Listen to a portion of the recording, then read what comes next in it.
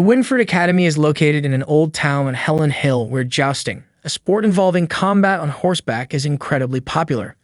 Mizuno Takahiro, one of the students at Winford Academy, calls jousting a miracle because it brought him to a destined meeting with someone. On the day of the tournament, Aintree Celia Kumani, the student council president of Winford Academy, faced off against Vice President Avery Rana. Celia launched a graceful attack that thrilled the audience. As Rana seemed to pause, Celia asked if she was conceding, but Rana requested another try. Suddenly, Celia noticed a riderless horse running across the field. The horse had escaped from its stable, leaving everyone puzzled. Meanwhile, Kisaki Miyo, walking alone, was startled as the galloping horse headed straight toward her. Terrified, she screamed as the horse chased her past a road barrier. The horse grabbed Miyo's clothing with its teeth, tearing it and causing her to fall to the ground. Miyo couldn't understand why the horse was so aggressive. Just as it was about to trample her, Takahiro appeared, calling the horse Sakura. He worked to calm the rampaging horse and eventually succeeded. Relieved, Miyo watched as Takahiro removed a small piece of wood lodged in Sakura's leg, the cause of its distress. Smiling, Miyo felt at ease as Sakura regained its composure. Takahiro commented on the horse's beautiful mane, leading Miyo to believe he was complimenting her hair, only to realize he was talking about Sakura. Slightly annoyed, Miyo noticed how Takahiro's primary concern was his horse. Takahiro then asked if Miyo was hurt, and she reassured him that she was fine. Seeing Miyo's torn clothing, Takahiro offered her his uniform jacket. Grateful, Miyo thanked him. Takahiro explained that Sakura was a good horse but overly spirited, which was why she hadn't yet been assigned a jockey. Miyo remarked that the horse's name was similar to hers, but Takahiro pointed out they were still different. Takahiro invited Miyo to ride Sakura with him, and together they rode through streets lined with cherry blossoms. Miyo admired the scenery, catching a few petals as they drifted in the breeze. It was spring, and Takahiro reflected on how much time had passed since he came to this country. Back at the jousting match, the competition between Celia and Rana continued. Celia successfully landed her lance on Rana's helmet, knocking off its decorative feathers. Declared the winner, Celia was praised by Rana for her skill, though Celia humbly noted that Rana had improved. Celia spurred her horse and rode away as the crowd cheered, convinced she could win the next tournament. Later, Takahiro and Miyo took Sakura to the river for a drink. Miyo asked if Takahiro would return to jousting now that his injury had healed. Takahiro admitted he had quit being a knight. Curious, Miyo asked why he stayed at the academy. Was he planning to joust again or switch from the knight curriculum to the squire program? At that moment, Celia appeared, calling out to Takahiro. Miyo was surprised to see her. Celia asked if Takahiro had considered her offer, leaving Miyo puzzled about their conversation. Celia explained that she wanted Takahiro to become her squire, adding that it would be fantastic if he joined her. Takahiro hadn't decided yet, but Celia assured him she'd wait for his answer, expressing her strong hope that he'd agree. Afterwards, Celia left. Miyo felt proud of Takahiro, impressed that someone as remarkable as Celia wanted him as her squire. She was confident that together they could win the summer tournament and even achieve worldwide greatness. They could form an unbeatable team, just like Takahiro and Julianus once were. As Takahiro prepared to leave with Sakura, Miyo called out, asking him to wait for her. Takahiro and Miyo took Sakura to the stables, where they found Asmussen James tending to the horses. Miyo greeted him cheerfully, and James immediately asked why Takahiro had taken so long to return Sakura. Takahiro apologized, but before he could explain, Miyo jumped in, telling James about how Sakura had chased her and how Takahiro had come to her rescue. However, James pointed out that it was Takahiro's fault Sakura had escaped in the first place. Miyo continued, explaining about the piece of wood stuck in Sakura's leg, but Takahiro quickly asked her to stop recounting the incident. Once again, he apologized. James instructed Takahiro to put Sakura in the stall and feed her, and Takahiro followed his orders without complaint. While Takahiro busied himself feeding Sakura, Miyo mentioned that she would return his uniform jacket later at the cafe. As Miyo walked back to the school, she couldn't help but sniff the jacket she was still wearing, smiling to herself. Just then, Ryuzoji Akane noticed her and curiously asked what she was doing. Startled, Miyo laughed nervously and quickly changed the subject, asking Akane if her jousting practice was going well. Akane replied that she was giving it her all, no matter how close the tournament was. Miyo called her impressive and a favorite to win, though Akane brushed off the compliment, saying it was an exaggeration. Miyo added that many students in other programs had been talking about Akane, but admitted that the top favorite was undeniably Celia. Hearing Celia's name, Akane became momentarily lost in admiration, imagining Celia's incredible skill. Snapping out of it, Akane finally noticed Mio's outfit and asked why she was wearing a boy's uniform. Mio burst out laughing and explained everything to Akane. Later, while working her part-time job at the cafe, Mio found that Akane had shared the story with Hiraji Ayako, who laughed as she heard about Mio and Takahiro's unusual day. Both Akane and Ayako teased Mio, saying it seemed like she was just having a string of bad luck. Mio admitted that unlike Akane and others in the night curriculum, she had no idea how to handle horses. Ayako chimed in, saying that Takahiro was so focused on horses that he probably made things extra challenging for Mio. She shared a Japanese saying, "If you want to win over a knight, start with his horse." Mio nodded, recalling the proverb, but Ayako advised her that it wouldn't be easy since Takahiro was always inseparable from his horse. Ayako then suggested a different approach, start with his stomach. Mio's mind immediately went to carrots. Ayako joked that Mio needed to win Takahiro over, adding that once she did, he could be all hers. Excited by the idea, Mio decided to make a delicious carrot-inspired lunch as a way to thank him. That evening, while walking home, Takahiro saw two small children playing, pretending to joust. Their mother called them inside for dinner, and the sight stirred memories of jousting in Takahiro's mind. Takahiro eventually arrived home at Ayako's cafe, where Mio greeted him warmly. Akane also acknowledged him, and Ayako offered him dinner. Takahiro, however, wanted to put his bag away in his room first. Mio handed back his uniform jacket, thanking him for letting her borrow it. Takahiro accepted it, noticing a cherry blossom petal stuck to the fabric. He stared at it silently, lost in thought. Mio asked him what was wrong, but Takahiro said it was nothing and headed to his room. The next morning, Mio was bursting with excitement as she prepared to go to school, carrying the special lunch she'd made for Takahiro. Meanwhile, in Takahiro's class, their teacher explained how the role of a squire was crucial in helping knights unlock their full potential during the summer tournament. Takahiro, now part of the squire curriculum, listened intently. In the night curriculum class, the students were practicing their jousting skills with lances. Akane was in the class, diligently training alongside her peers. When the break came, Mio hurried to the stables, carrying a special lunch she had prepared for Takahiro. She was brimming with excitement, hoping he would enjoy her carrot-themed meal, which included carrot salad, carrot Salisbury steak, carrot jam sandwiches, and carrot pudding. When Mio arrived at the stables, she called out for Takahiro, but he was nowhere to be found. Meanwhile, Takahiro was strolling through the back garden when someone called his name. He looked around and found a girl lounging on a swing suspended from a tree, enjoying a sandwich. The girl casually mentioned that her younger sister had made the sandwich for her, so she wasn't planning on sharing it with him. Takahiro asked if she was a second-year student. The girl introduced herself as Asuka Noelle Marys. Back at the stables, Mio continued her search for Takahiro but still couldn't find him. She felt disappointed, especially since she had gone to the trouble of making him a homemade lunch. Sakura, Takahiro's course, kneed repeatedly as Mio called out for him. Curious, Mio approached Sakura, who seemed to be eyeing the lunch basket she was carrying. Mio smiled and decided to offer some of the food to Sakura. Following Ayako's advice about starting with the horse to win over the knight, Mio opened the basket and began feeding Sakura. To her delight, Sakura eagerly ate the meal she had prepared. Mio felt a wave of joy seeing Sakura enjoy her cooking and decided to wait for Takahiro's return. Meanwhile, in the back garden, Noelle asked Takahiro if it was true that Celia had asked him to be her squire. She commented that she had heard he still hadn't accepted the offer. Noelle confidently added that she was planning to win the tournament that year and wanted to defeat anyone strong who crossed her path. She then boldly asked Takahiro if he would consider becoming her squire instead. At the same time, Mio noticed Takahiro's jousting helmet lying nearby while feeding Sakura. She picked it up, feeling nostalgic about Takahiro's past as a knight. Mio admired how cool Takahiro had been back then and how he still was now. She found herself deeply admiring him. Back in the garden, Noelle continued her conversation with Takahiro, revealing that she knew a lot about his past, including his time as a knight. She expressed how much it would mean to her if Takahiro joined her as her squire in the tournament, saying it would be a great help. Takahiro didn't give her a direct answer, only saying that he needed to get back to the stables. Noelle suggested they discuss the matter another time and asked him to consider her offer. Takahiro agreed to think about it and left. At the stables, Mio hugged Takahiro's helmet, taking in its scent.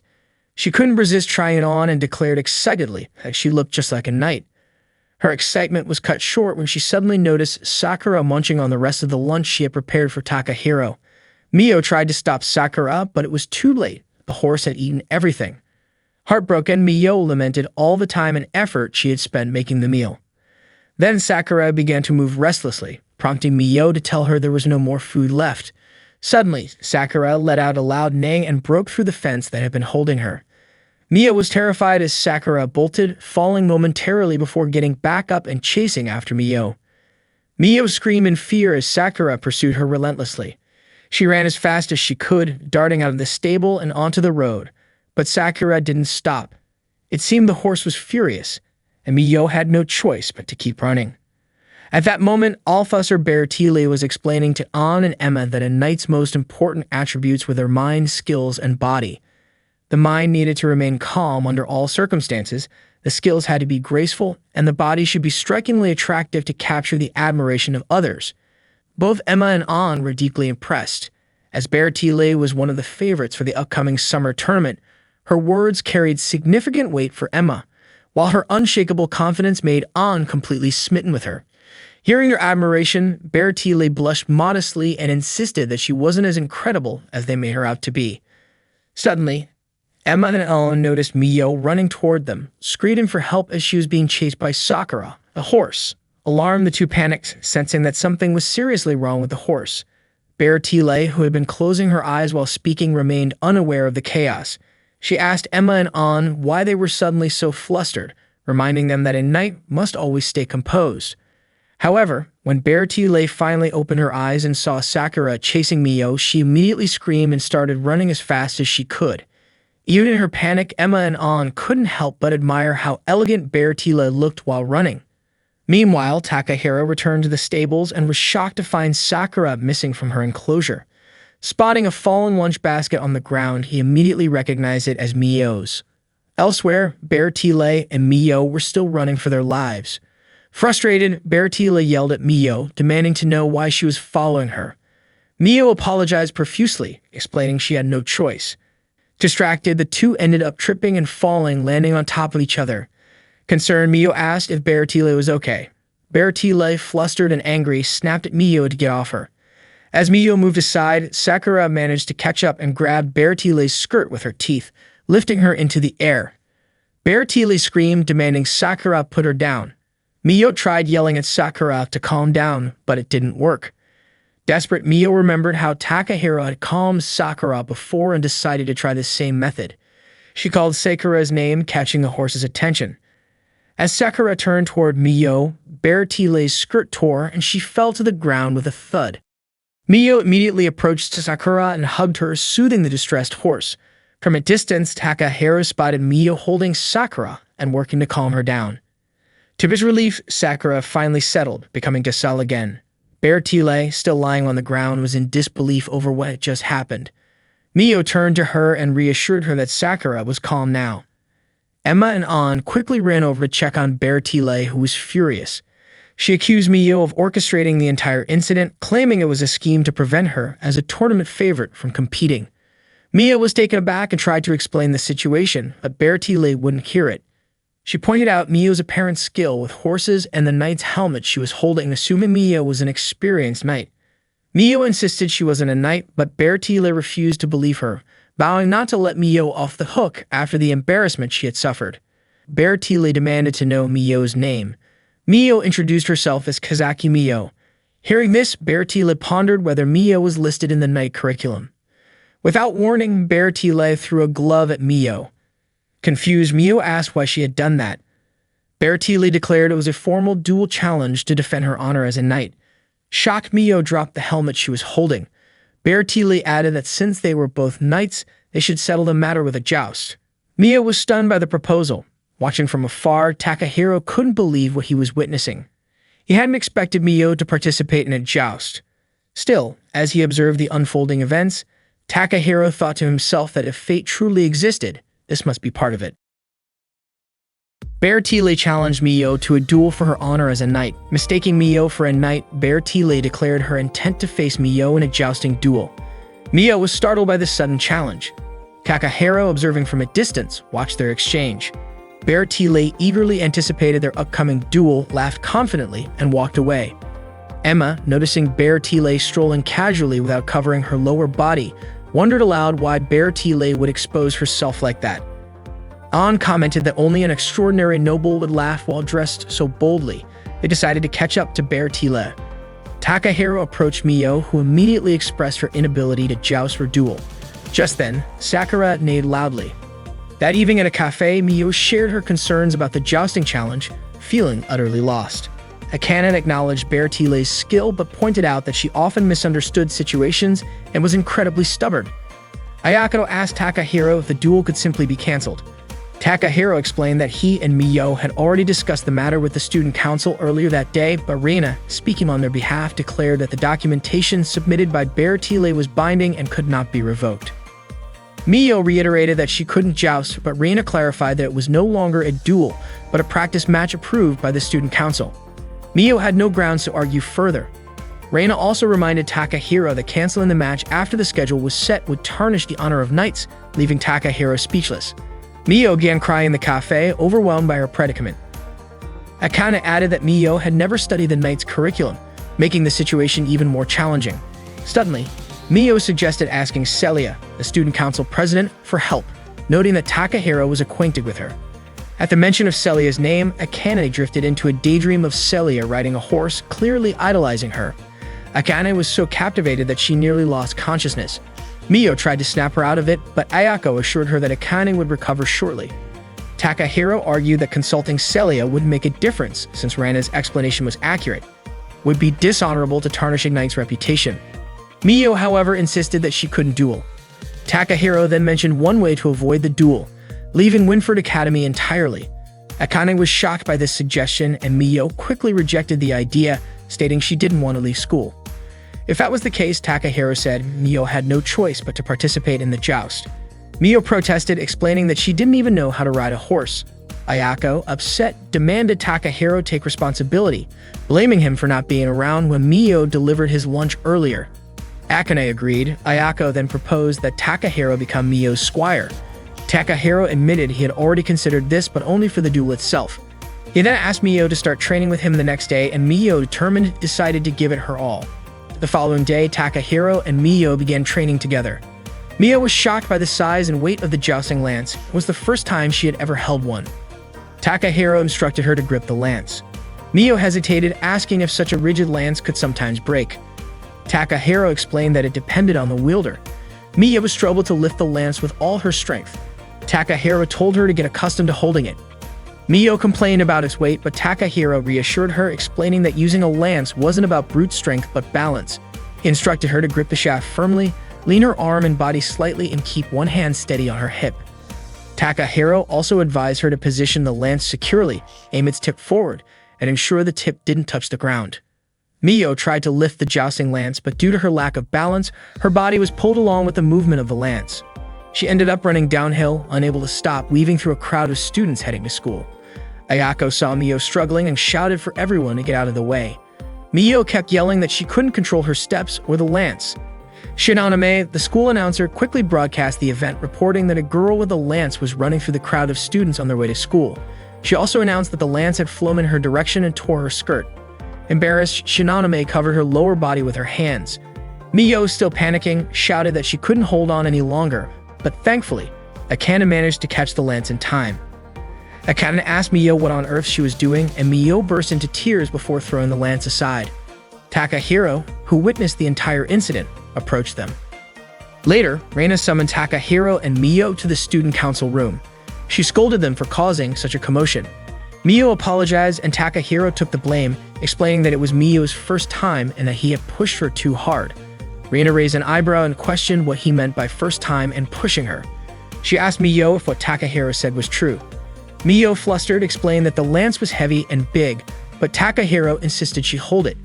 Then he told her to lean forward because they would use the long object to thrust. Her vague explanation made Reina doubt they were actually practicing jousting. Reina slapped Takahiro across the face and sent them away. As Takahiro and Mio walked through the school hallway, Mio apologized to him, but he told her not to worry about it. James greeted them and teased Mio for making the morning so entertaining. He also expressed surprise that Takahiro had agreed to be her squire. Takahiro clarified that it was only a temporary arrangement. James then asked if Takahiro had heard about the new transfer student, rumored to be an exceptionally talented girl with the potential to defeat all the top competitors and win the next tournament. James wondered if Takahiro was interested in meeting her. Later, while relaxing on the grass, Takahiro thought about the transfer student rumored to dominate the jousting scene. Suddenly, a small kitten approached him. Assuming it was lost, Takahiro tried to help, but the kitten darted away. Concerned about the dangers of the horses nearby, Takahiro followed. The kitten climbed a tree and leaped into the air.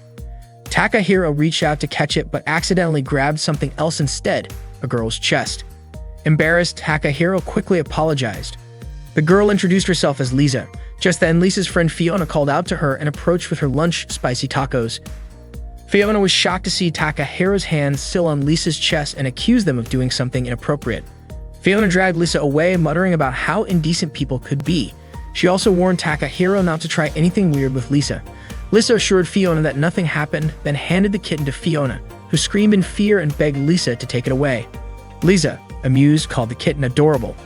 Takahiro sighed, feeling like luck was not on his side that day. During the school break, Takahiro walked outside and ran into Mio, who excitedly showed him her progress with the jousting lance. She explained that after running with it earlier, she had discovered a trick to holding it properly. She waved the lance around, commenting on how strange it was that Takahiro had told her to use only a little strength when handling it. However, Mio suddenly lost her balance and fell, crying out in pain. Seeing her reddened hands, Takahiro smiled, proud of her determination and effort. That day, Takahiro was bathing Sakura, his horse. He even asked Sakura if Mio would be okay, to which Sakura made in response. Takahiro assumed Mio had potential since she had already learned to handle the lance in just one day. Celia then approached him, gently stroking Sakura and praising her as a great horse. Celia mentioned that Riina had told her about the commotion Takahiro caused earlier that morning. Just as Takahiro began explaining, Celia interrupted, asking if he had considered becoming her squire or if he was too busy thinking about Mio's duel. She also brought up that she had heard about a dish called okonomiyaki from Takahiro's hometown, noting that Takahiro himself was known for making it, though it took a bit of time. She said she could sense his youthful passion in it. Celia acknowledged that Takahiro had chosen to be Mio's squire and said she looked forward to seeing how it would unfold. She added that she would wait for his answer after Mio's duel and also look forward to tasting his okonomiyaki. Takahiro apologized to Celia, but suddenly he noticed that the hose he was holding had stopped running. It turned out Sakura was stepping on the hose, blocking the water flow. When Sakura moved her hoof, the water pressure built up, and it sprayed all over Celia by accident. Takahiro immediately apologized, but Celia assured him she was fine. He handed her a towel, but as he glanced at her, he was startled to see that her soaking wet clothes clung to her body, highlighting her figure. Embarrassed, he quickly turned away and offered her the towel again. Just then, Rana called out to Celia, asking her to return quickly. However, when Rina saw Celia drenched and Takahiro standing there, she jumped to conclusions. Rina accused Takahiro of being indecent and slapped him hard across the face. Meanwhile, Mio was practicing jousting in the grassy fields. She aimed her lance at the center of a ring hanging from a tree branch. When she successfully struck the target, she was ecstatic and proudly showed her achievement to Takahiro. Afterward, Takahiro started teaching Mio the basic rules of jousting. He asked Mio if she knew what jousting was. Mio confidently replied that it was a sport where you ride a horse and use a lance to attack your opponent. Takahiro confirmed her answer and elaborated that attacking different parts of the body would yield different scores. For example, hitting the arm was worth 1 point, hitting the stomach earned 2 points, and targeting the head was dangerous and considered against the rules. Mio nodded in understanding, but then asked with an innocent curiosity what would happen if someone hit the chest. She asked this while touching her own chest, which left Takahiro flustered. He quickly clarified that hitting the chest was the same as hitting the stomach, worth 2 points. Mio then noted that earning 3 points would end the first round and that there were 3 rounds in a match. Takahiro further explained that if a lance was dropped during a match, the person who dropped it would lose immediately. He also mentioned that a feather strike, where a juicer successfully knocked the plume off their opponent's helmet, could instantly change the outcome of a match. Even if the opponent had higher points or had won the previous rounds, landing a feather strike would result in victory. Takahiro explained all this while gently patting Mio's head, and Mio realized how fun jousting could be. Suddenly, a girl on horseback galloped toward Takahiro and Mio. She pointed her lance straight at them, causing Takahiro to quickly shield Mio with his arms. The lance stopped just inches from Mio's face. Relieved that it hadn't hit her, Mio let out a sigh of relief. The girl commended Mio for her bravery, remarking on how Mio hadn't flinched or moved her head even slightly. As she removed her helmet, it was revealed that the rider was Noelle. Mio mentioned that she had seen a carrot at the tip of the lance, so she wasn't worried even if it came close to hitting her. Noelle assured her that she would never aim a real lance at a beginner. However, Takahiro pointed out that it would still be dangerous if the lance accidentally hit her. Noelle confidently replied that she wouldn't make such a mistake. Moreover, she had demonstrated her skills and she thought it would be better if Takahiro spent his time becoming her squire. Just as Takahiro was about to explain his reason, Noelle interrupted, saying she already knew that he wouldn't consider it until Mio's duel was over. That was why Noelle decided she would help Mio train.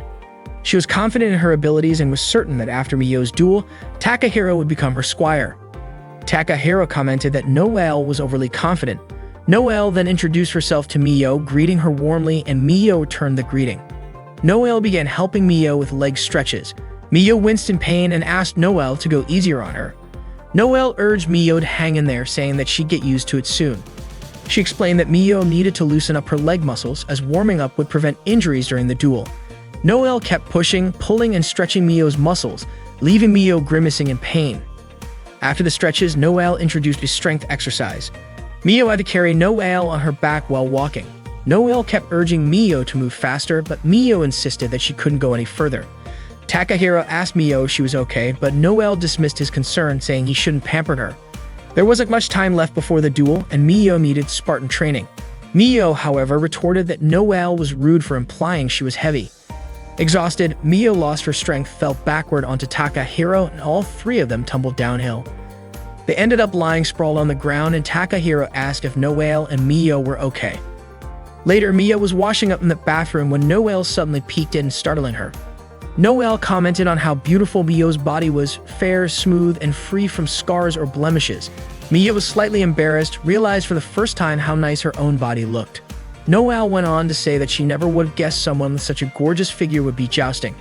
She even joked that she'd allow Mio to keep Takahiro a little longer. As Mio noticed scars on Noelle's back, Noelle shared her determination to win the upcoming summer tournament. Meanwhile, Takahiro was cleaning the stables when James appeared, handing him a gift for Mio. That night, as Mio lay in bed, she kept thinking about Noelle's dedication to training her. Unable to sleep, she picked up a book about jousting and started reading it. She even tried practicing some of the techniques from the book. The next morning, Takahiro handed Mio the gift from James. James complimented the feather decorations on the armor, saying they suited Mio and made her look like a true knight. Mio, confused, mentioned that she didn't have feathers, not realizing it was a metaphor for the ornamentation on the armor. James encouraged her to take good care of the old armor and suggested she polish it to bring out its shine. He wished Mio success in her upcoming duel. James then showed Mio Sakura, now fully equipped with protective gear. Mio was in awe at how impressive Sakura looked. James remarked that although Sakura could be a bit mischievous, she was a good horse, and it seemed like she had taken a liking to Mio. Overwhelmed with gratitude, Mio hugged Sakura tightly, promising that they would do their best together. She thanked James for everything. Next, Takahiro handed Mio a helmet, saying she couldn't joust without it. Mio was surprised and touched that Takahiro would give her his own helmet. She thanked him and tried it on immediately, asking for his opinion on how she looked. Takahiro smiled and told her she looked amazing. With everything ready, Takahiro declared that they were going to train hard that day. Mio, still trying to catch her breath from all the preparation, pleaded for him to go easy on her. However, Takahiro firmly stated that he wouldn't hold back, not even for his parents, siblings, or, after a slight pause, even his girlfriend. Hearing the word girlfriend, Mio blushed deeply but quickly shook it off, resolving to give the training her all. Takahiro emphasized the importance of their efforts, saying that no one knows what tomorrow will bring and that life is a series of interconnected events. Mio had to duel a knight named Bertile due to a misunderstanding. Not knowing anything about jousting, she spent her days training and learning the basics. Noelle taught Mio how to properly hold a jousting lance and how to aim it at her opponent. Noelle reminded Mio to keep her grip firm. After that, Noelle taught Mio how to ride a horse. Since it was Mio's first time, she struggled to find the correct sitting posture. Noelle instructed her to sit up straight. When practicing in armor, Mio kept getting hit repeatedly. Takahiro advised her not to fear her opponent's lance and to attack first, as dodging could be even more dangerous. The day before the match, Takahiro asked Sakura to look after Mio. While walking in the back garden, Takahiro suddenly saw Lisa's cat strolling by. He chased after it, caught it, and told the cat not to roam around the area to avoid being hit by horses. The cat meowed in response. Nearby, Lisa and Fiona were sitting together. Fiona called out to Takahiro, who handed her the cat. Fiona told him not to give it to her, suspecting that he was trying to peek at her underwear from his angle. Lisa then remarked that Mio's technique in holding the lance, riding the horse, and moving her body was all wrong. According to Lisa, letting Mio duel in that state would be pointless. Takahiro said it was up to Mio's decision. Besides, Mio wasn't focused on winning or losing. She just didn't want to run away from the duel. Fiona asked if that meant Mio was merely participating without intending to win. She didn't like when people juiced just for fun without giving their best effort to win. Takahiro apologized and said he understood how Fiona felt. Fiona was surprised by Takahiro's sudden change in attitude. Lisa then asked if Takahiro was satisfied with Mio's lack of ambition, adding that her pride as a knight couldn't accept something like that. Taking her cat from Takahiro's arms, Lisa walked away with Fiona following her. Takahiro reflected that knights should never fight if they didn't want to win, but Mio's situation was different. He wondered if the transfer student could be Lisa. That evening, Takahiro returned to the cafe and was surprised to see Noelle dressed in a maid outfit. When he asked what was going on, Noelle explained that she was doing part-time work temporarily. Although her family usually prohibited her from taking part-time jobs, she had to do it to help a friend. Ayako asked Mio to rest that day even though Mio had previously said jousting wouldn't interfere with her work. Mio was so enthusiastic about training that she'd exhausted herself. Akane remarked that Mio's situation wasn't surprising considering how hard she had been training in such a short time. Takahiro thanked Noelle for helping Mio so much. Noelle brushed it off, saying the rest was up to Mio. She added that Mio had performed better than she had expected and wished Mireille could see it. When Takahiro asked who Mireille was, Noelle explained that Mireille was her sweet little sister. Ayako then told Noelle to deliver an order to table number 5. After resting, Mio came out with Takahiro. He reminded her that the duel was tomorrow. Mio said everything would end then. She shared how sad she felt. Initially, she had planned to quit school, but the thought of not seeing Takahiro anymore had stopped her. Realizing what she had just confessed, she quickly corrected herself, claiming that the real reason she delayed leaving school was that she wanted to continue jousting with everyone.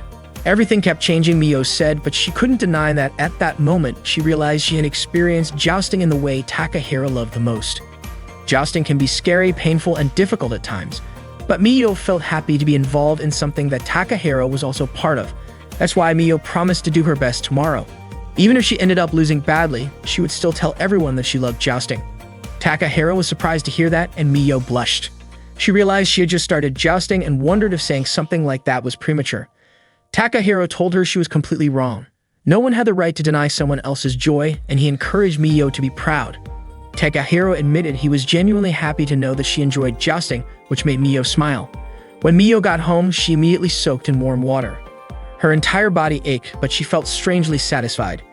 She thought about how she was now like Noelle and Akane. Mio even joked to herself that she was almost like a real knight. Although it was tough and sometimes painful, jousting always brought her joy. Standing in front of a mirror, she looked at her reflection and examined her body. The next morning, Takahiro was getting ready for school. On his way, he heard Mio calling out to him. He turned around and was startled to see that her hair was now short. Surprised by her new look, he asked what had happened to her hair. Mio nervously asked if it didn't look good on her. Takahiro reassured her that her new haircut looked great, which made Mio smile in relief. When Takahiro asked why she had cut it, Mio explained that unlike Noelle or Akane, she didn't have their skills, so her long hair would only get in the way. Takahiro agreed with her reasoning. He then asked if she planned the duel only this once. Mio confirmed it, saying she only wanted to experience it once but had decided she would win. Takahiro lowered his head for a moment and gently patted Mio's head. Mio protested, saying she had just styled her hair, but Takahiro playfully messed it up anyway. He told her not to worry and assured her she would win the match. The day of the jousting match between Bertile and Mio finally arrived. Students gathered in the stands, buzzing with excitement. Mio, already dressed in her armor, seemed visibly nervous. Akane, noticing her unease, decided to help. She suddenly pushed Mio, causing her to bump into Takahiro. Both Mio and Takahiro were startled, and Mio asked what Akane was trying to do. Akane just smiled and said that Mio wasn't nervous anymore, was she?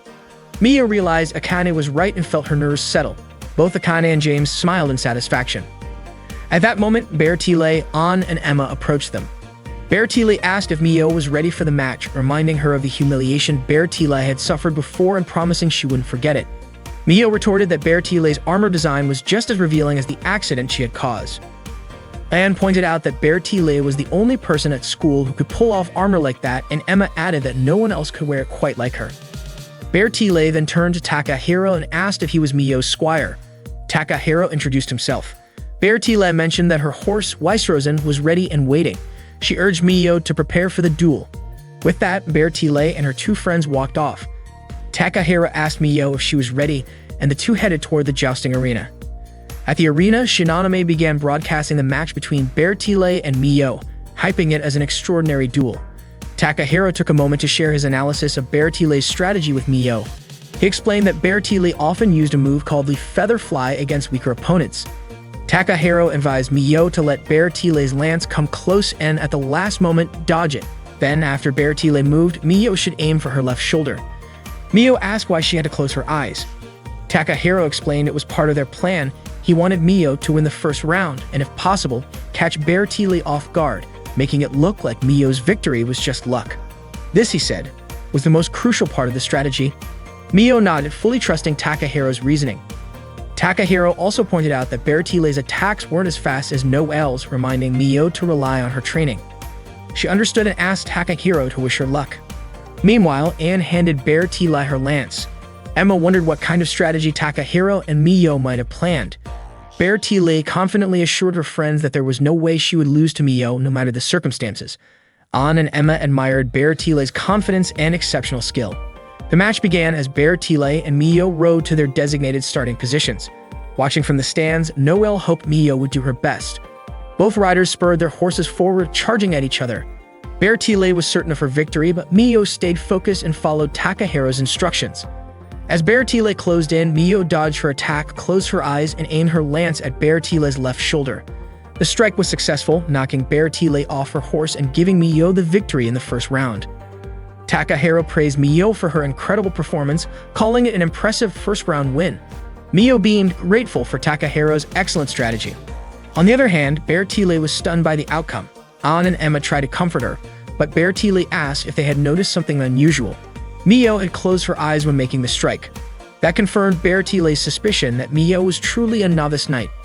As Takahiro and Mio prepared for the second round, Takahiro anticipated that Bertile might use a feint attack targeting Mio's feathers, aiming to knock them off her helmet for points. Bertile, fueled by pride, was determined to crush Mio. Mio asked what she should do, and Takahiro suggested letting Bertile's feint succeed so she could score some points. This would make Bertile overconfident and careless, assuming Mio's earlier victory had been pure luck. Though hesitant at first, Mio agreed to follow Takahiro's instructions. In the second round, as predicted, Bertile's feint attack landed on Mio's stomach, earning her 2 points.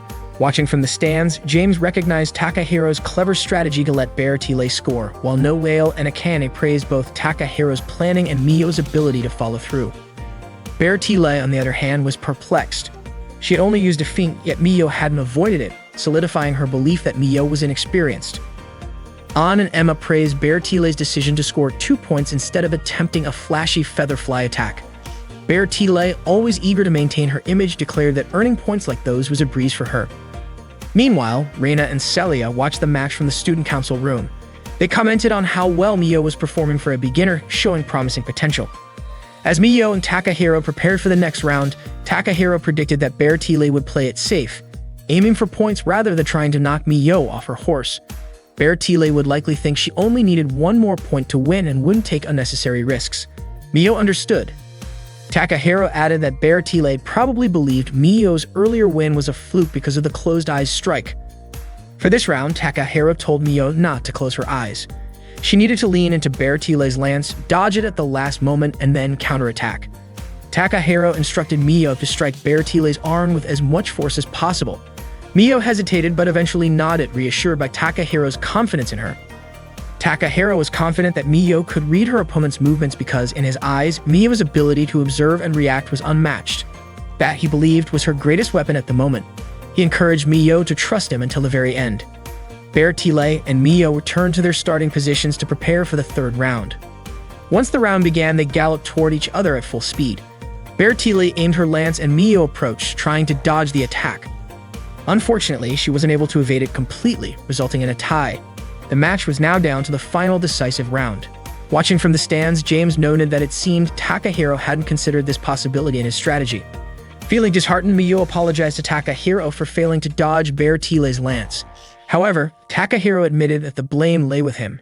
He realized that Miyo hadn't been jousting long enough to pull off such a precise dodge at close range, something he should have anticipated. Miyo's expression turned somber, and Takahiro noticed it immediately. He understood that she looked at him that way because she felt his frustration. As her squire, even if unofficial, it was his responsibility to support her. Seeing how much she trusted him, Takahiro resolved to focus on helping her. He encouraged Miyo to carefully observe Bear Tile's movements in the final round. His plan was for Miyo to counterattack at the same moment her opponent struck while dodging her attack. Takahiro was certain this would work. Reassured, Miyo nodded and rode her horse back to the starting position. Takahiro called out to her once more, bolstering her confidence, telling her she would win. Shinonome announced to the spectators that the final round was about to begin. The audience watched with bated breath as Miyo and Bear Tile took their positions. The tension was palpable as both riders spurred their horses forward at full speed. Bear Tile was determined to end the match with this strike, while Miyo, emboldened by Takahiro's unwavering support, believed she could win. As the two riders closed in, Bear Tile aimed for a feather fly attack. But Miyo managed to dodge her strike and countered with precision, hitting Bear Tile and forcing her to drop her lance. The match was over. Miyo had won. The crowd erupted into cheers and applause. Miyo was overjoyed with her victory, unable to contain her excitement. From the Academy's garden, Lisa and Fiona observed the match. Fiona dismissed Miyo's victory as mere luck, but Lisa had a hunch that Takahiro was not just some ordinary guy. Similarly, Reina and Celia watched from the student council room. Reina admired Takahiro's ability to excel as both a knight and a remarkable squire. Celia, deeply impressed, expressed her desire for Takahiro to be her squire someday. Meanwhile, Anne couldn't believe that someone as skilled as Bear Tile had been defeated by a novice. Emma suggested it must be a bad dream. However, Bear Tile, ever noble, told her friends that the match had been a fair contest between knights and as such, they should congratulate the victor. That, she said, was the essence of being a noble. After dismounting from her horse, Miyo ran toward Takahiro and threw her arms around him in a heartfelt embrace. Overcome with emotion, she thanked him for guiding her to victory. Then, realizing her enthusiasm, Miyo pulled away and apologized for her recklessness earlier, expressing her deep gratitude not only to Takahiro but also to Noelle, Akane, Ayako, and Sakura. That day, under the blooming cherry blossoms, a young knight was born at Winford Academy. That night, Miyo and the others raised their glasses to celebrate her victory in the jousting match against Bear Tile. Miyo was deeply grateful to everyone who had helped her. Akane complimented Miyo on her outstanding performance, but Takahiro reassured her, saying she had worked hard. Akane agreed, adding that while Bear Tile wasn't as formidable as expected, she was still decent. She also mentioned that even though Miyo was just a beginner, she had managed to win. Miyo smiled at the compliment. Noelle noted how Miyo's counterattack at the last moment was absolutely perfect. Akane praised Miyo's exceptional ability to read the match, but suggested that she should have moved her arm further inward during the second round. Hearing Akane's critique, Ayako urged her to stop, reminding them that Miyo was done with jousting. Miyo laughed, declaring that starting tomorrow she'd just be an ordinary girl again. Miyo cheered on Noelle and Akane, and Noelle asked if Akane had developed any new techniques for the tournament. Akane admitted she wasn't fully confident in her skills yet, but when Noelle pressed her to share what kind of techniques she was working on, Akane refused to reveal anything. Miyo held onto the jousting helmet that Takahiro had given her. The next morning, Akane boarded the bus for jousting practice. Miyo greeted her as she stepped onto the bus. Akane asked if Miyo wasn't done with practice, and Miyo replied that she'd woken up early out of habit. Akane commented that it wasn't surprising, as getting up early had become second nature to Miyo during her jousting training. Miyo remarked that it must be tough for Akane to keep up with such a rigorous routine every day, but Akane replied that being a knight required discipline.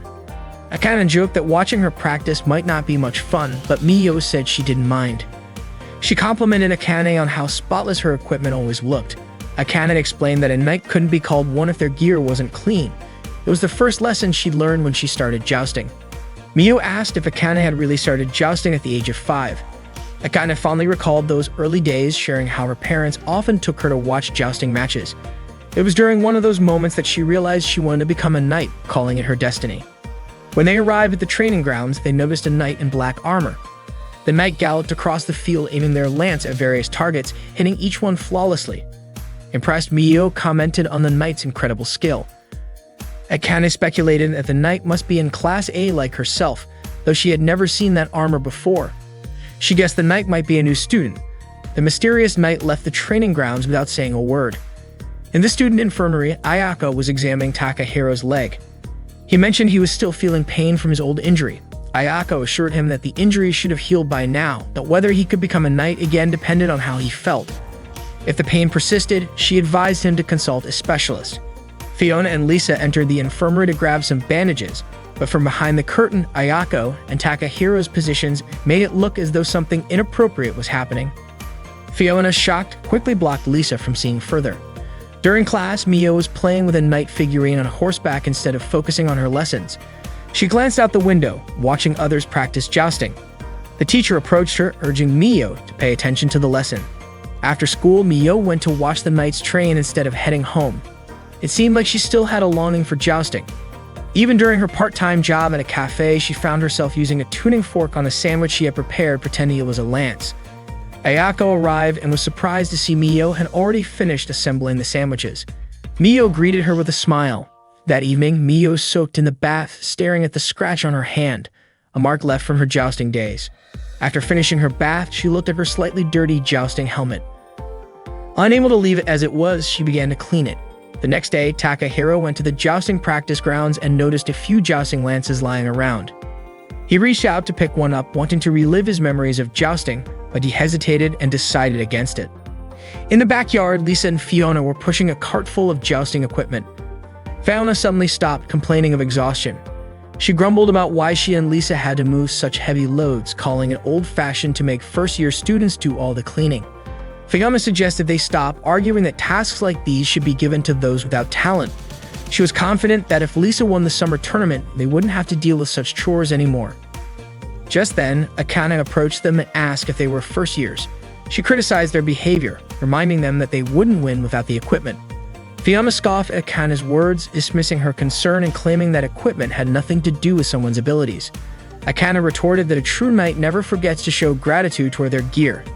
Fiona cut her off, mockingly calling jousting a stupid competition, which shocked Akane. Fiona went on to ridicule the knight curriculum, saying it was pathetic how students from that program lost to regular students. She called the program low-level and confidently claimed that if all the upperclassmen were like Akane, not only would Lisa win, but she might even dominate. Akane warned Fiona not to be overconfident. Fiona taunted her further, asking if Lisa would show her skills right there and then. Akane responded that a wise knight never wields their lance without careful consideration. Fiona smirked, guessing that Akane would be humiliated if she were defeated by a first year. Lisa, stepping in, said she didn't mind settling things immediately.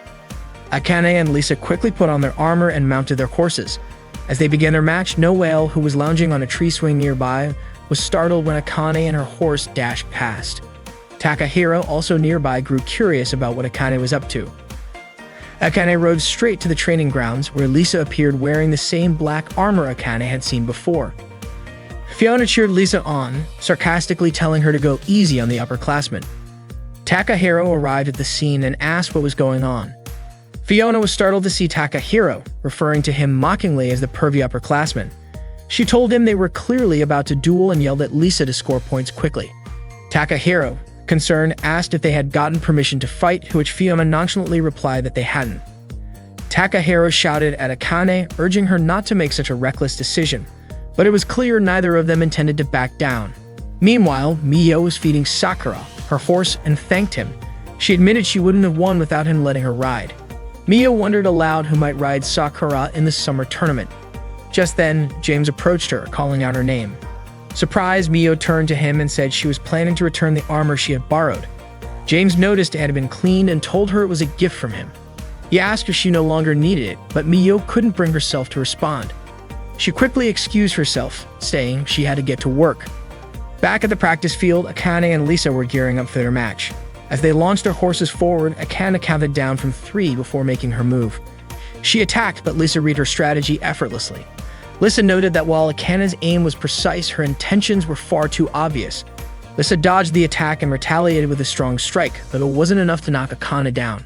Fiona and Takahiro watched from the sidelines. Takahiro started to realize that the rumors about Lisa's skill were true. Akane acknowledged Lisa's impressive talent but remained confident that Lisa wouldn't let her guard down even while leading. Elsewhere, Mio was by the riverbank when she noticed a jousting match in progress. During the second round, both knights charged at each other, but neither was unseated. Their lances merely clashed mid-air, resulting in a draw. Frustrated, Fiona shouted, complaining about the outcome and taunting Akane, asking if she even knew when to quit. Akane shook her head, incredulous at the defiance of such a troublesome underclassman at Winford Academy. Fiona replaced Lisa's lance and told her to win the next round.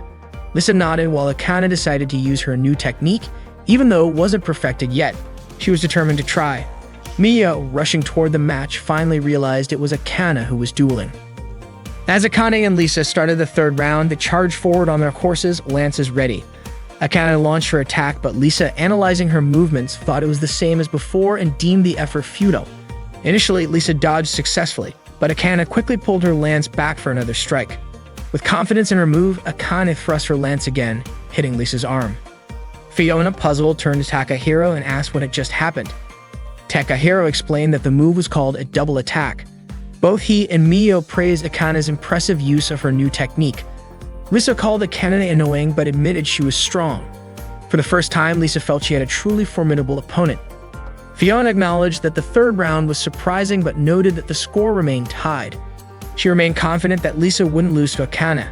Suddenly, Noelle arrived on horseback riding toward Takahiro and Fiona. She informed them that Rina, the student council vice president, was on her way. Fiona asked why that mattered. Noelle explained that matches without school approval were prohibited, and if the student council found out, neither Akane nor Lisa would be allowed to participate in the summer tournament. Fiona panicked, exclaiming that Lisa had to be in the tournament.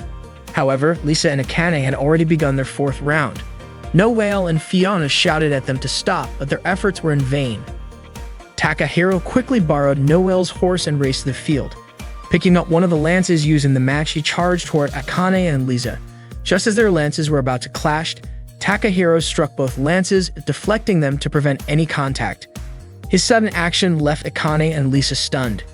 Mio, watching from a distance, observed Takahiro's bold move. At that moment, Rana arrived with two other student council members. She sternly told Akane and Lisa that dueling was not allowed. Takahiro, stepping in, asked Rana what the issue was. Rana questioned Takahiro about his presence there. Thinking quickly, Takahiro explained that they were simply helping Lisa, the new student, practice horseback riding. Rana had accepted his explanation as a misunderstanding, though one of her companions seemed skeptical. Rana warned them not to trouble the student council again, and both Takahiro and Akane nodded in agreement. Rana then led her companions away. Once they were gone, Fiona sighed in relief, grateful that the student council hadn't uncovered the truth. Noelle complimented Takahiro, and Akane expressed her gratitude, saying he had saved both her and Lisa. She marveled at how he had deflected two lances simultaneously, comparing his skill to that of a god. Takahiro glanced at his hand, seemingly lost in thought. Lisa, however, called him reckless, questioning if there wasn't another way to resolve the situation. She also remarked that his hand must be numb by now. Akane turned to Lisa, saying that unfortunately they would have to settle their match during the summer tournament. Lisa smiled, saying she looked forward to it. Noelle then introduced herself to Lisa, solidifying their newfound camaraderie. Meanwhile, Mio continued to watch from afar. Her heart stirred as she thought about her desire to be more than a spectator. Even though she didn't think she was as skilled as the others, she longed to ride Sakura again. She wanted to be like Akane, Noelle, and Takahiro, a true knight. Finally, unable to hold back, Mio ran toward them, shouting that she loved jousting and wanted to join the tournament. Her sudden declaration left everyone surprised. And so the wheel of fate turned once more, signaling the start of a new season for the Knights. Mio approached James, calling out to him. It seemed she wanted to borrow the armor again. That day, Mio signed up to participate in the summer joust tournament. She handed her application to Rina, the vice president of the student council. Of course, Mio's application wasn't immediately accepted because throughout the history of Winford Academy's summer joust tournament, no regular student had ever attempted to register. Rina met with Celia in her office to discuss how to respond to Mio's application. According to Celia, it wasn't a problem since Mio had defeated Bertile a few days ago. Besides, there were no rules prohibiting regular students from participating, so Mio's application was accepted. Mio shared the news with all her friends, telling them that she had received permission to compete in the summer tournament. She thanked everyone and promised to do her best. That afternoon, Mio went back to her part-time job at the cafe. Ayako congratulated Mio on securing permission to compete in the tournament. Mio explained to Akane and Takahiro that things would get tougher from here on out since she was just starting joust and needed as much practice as possible. Mio asked Takahiro if he would help her again, but quickly apologized, acknowledging that their agreement for him to act as her squire was only until her duel with Bear Tile had concluded. Out of nowhere, Noelle squeezed Mio's chest, causing her to scream loudly. Noelle teased that they could all train together tomorrow. Akane mentioned that if Mio was participating in the tournament, she would also become her rival and Akane wouldn't hold back. Mio understood this and expressed her gratitude to both Noelle and Akane. The next day, Reina met Mio in front of the auditorium to discuss something. Afterward, Mio went looking for Noelle in her classroom but couldn't find her. Suddenly, Takahiro showed up and asked what Mio was up to. Mio explained that Celia had invited her to have tea in the student council room and had asked Mio to bring her friends along, which is why she was searching for Noelle. Since Noelle wasn't in her classroom, Mio invited Takahiro instead, and he agreed to come. Mio felt a bit nervous, realizing that such an opportunity might not come again. Out of the blue, Akane also wanted to join them. Mio, of course, allowed her to come along, thinking that the more, the merrier. Spotting Lisa and Fiona, Mio invited them to join the tea as well. Unfortunately, Fiona wasn't interested in having tea with a large group, so Mio returned to ask Lisa again, and Lisa agreed. Mio was very grateful to her, and they continued their search for Noelle, who was nowhere to be found. At that moment, Noelle was by the riverside grooming her beloved horse, Etoile. She spoke to Etoile, saying the tournament was fast approaching and that she wanted them to fight until the very end. Etoile neighed loudly, as if to show understanding of Noelle's words. That afternoon, Mio, Takahiro, Akane, and Lisa went to the student council room. Mio knocked on the door and Celia invited them in. She thanked Mio and the others for coming to her tea gathering. Noticing bear decorations and teddy bears scattered around the room, Mio asked if Celia liked furry animals. Celia responded enthusiastically, saying bears were wonderful. They were strong, round, soft, and had smooth fur. Mio agreed with her. Meanwhile, Akane still couldn't believe she was sitting in the student council room, having tea with President Celia. She felt so nervous that her hands were trembling. Akane nearly fainted from excitement, but kept trying to calm herself as she prepared to sip the tea Celia had made. Akane was completely mesmerized by seeing Celia's face up close. She fainted from sheer happiness at meeting Celia. Noticing that Lisa had been unusually quiet, Celia encouraged her not to stay silent. Both Lisa and Mio were surprised that Celia knew Lisa's name despite her being a new student. Celia explained that as the student council president, she was familiar with everyone's names. She remarked that the competition in the upcoming summer tournament seemed like it would be more intense than ever. Celia acknowledged that while Lisa was new, she was aware of her impressive skills. She also noted that Akane had been honing her abilities and that there were many other talented participants. Mio commented that many people believed Celia was the top competitor. Celia admitted that she aimed to win, but joust was unpredictable, which was why she had invited Takahiro to be her squire. She needed his help to succeed. Celia asked Takahiro if he had made up his mind yet. Takahiro apologized and admitted that he hadn't. Celia reassured him, saying that her older sister had nothing to do with this matter, so he didn't need to worry. However, Takahiro confessed that he wasn't confident in his ability to be a good squire and wasn't sure he could be of any use to the knights. Hearing his explanation, Celia apologized for seeming impatient about getting an answer, mentioning that Rina often scolded her for it. Lisa then chimed in, questioning why Celia didn't just choose one of the many others who could be her squire. Celia explained that while she had received numerous offers, she preferred to personally choose her partner, and that choice was Takahiro. Lisa declared that she was determined to win and wouldn't lose to anyone. Celia encouraged everyone to do their best. She also reminded them that in joust, winning wasn't everything. Sometimes valuable lessons could be learned in defeat. Lisa, however, disagreed, insisting that victory was everything. The tension in the room made Mio feel awkward, so she quickly asked why Celia had invited her to tea. Celia replied that she was simply curious about why a regular student like Mio wanted to join the tournament. Mio explained that her involvement in joust had been accidental and that she wasn't used to it yet. Out of nowhere, Celia teased, suggesting there might be a romantic reason. Mio hastily denied it, accidentally blurting out that she just wanted to stay together. Flustered, Mio realized she had misspoken again. Celia smiled, saying it seemed like Mio genuinely enjoyed joust. Mio returned the smile, admitting that she did. Celia nodded in understanding and offered to pour her another cup of tea. That afternoon, Mio practiced stretching exercises with Noelle. She shared her experience of having tea with Celia earlier at school. In response, Noelle deliberately made the stretches more painful for Mio, teasing her for not inviting her to join the tea gathering. Mio explained that she had searched everywhere for Noelle but couldn't find her. Noelle admitted she had seen Celia at several parties hosted by her father's business associates but had never entered the student council room. Mio promised to invite Noelle next time. Noelle then invited Mio to her house for the upcoming holiday and suggested that Mio bring Takahiro along as well. Excited, Mio agreed and said she couldn't wait to visit Noelle's house. Meanwhile, Akane lay sprawled on the grass, hugging a teddy bear. She still hadn't regained consciousness after being overwhelmed with joy from meeting Celia. The long-awaited day finally arrived. Mio and Takahiro set off together to visit Noelle's house. From a distance, they were in awe of the grandeur of Noelle's house. As they walked through the garden and past the statues surrounding the estate, Mio marveled at how enormous the house was. She couldn't believe Noelle was a noble.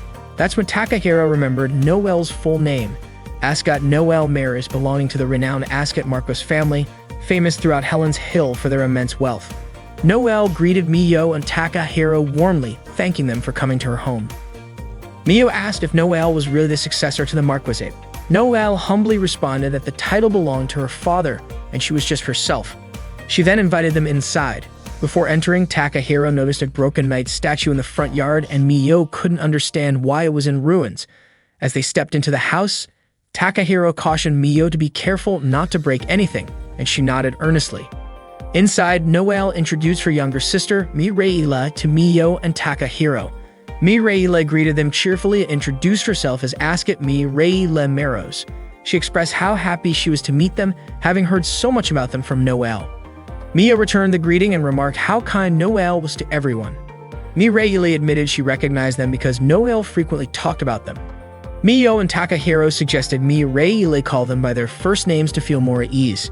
They sat down for tea, which Mireille seemed to enjoy. Mio mentioned that Ayako had taught her how to make it.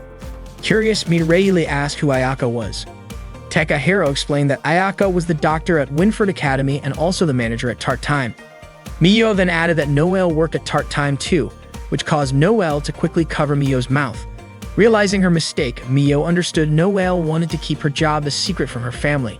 Mireille asked what Noelle meant by working, but Noelle quickly changed the subject, telling Mireille not to worry about it. Mireille then decided to read Takahiro's fortune using her cards. Mio eagerly wondered if the cards would reveal Takahiro's future romantic partner. Noelle interpreted the cards, saying that Takahiro would soon fall in love with someone close to him.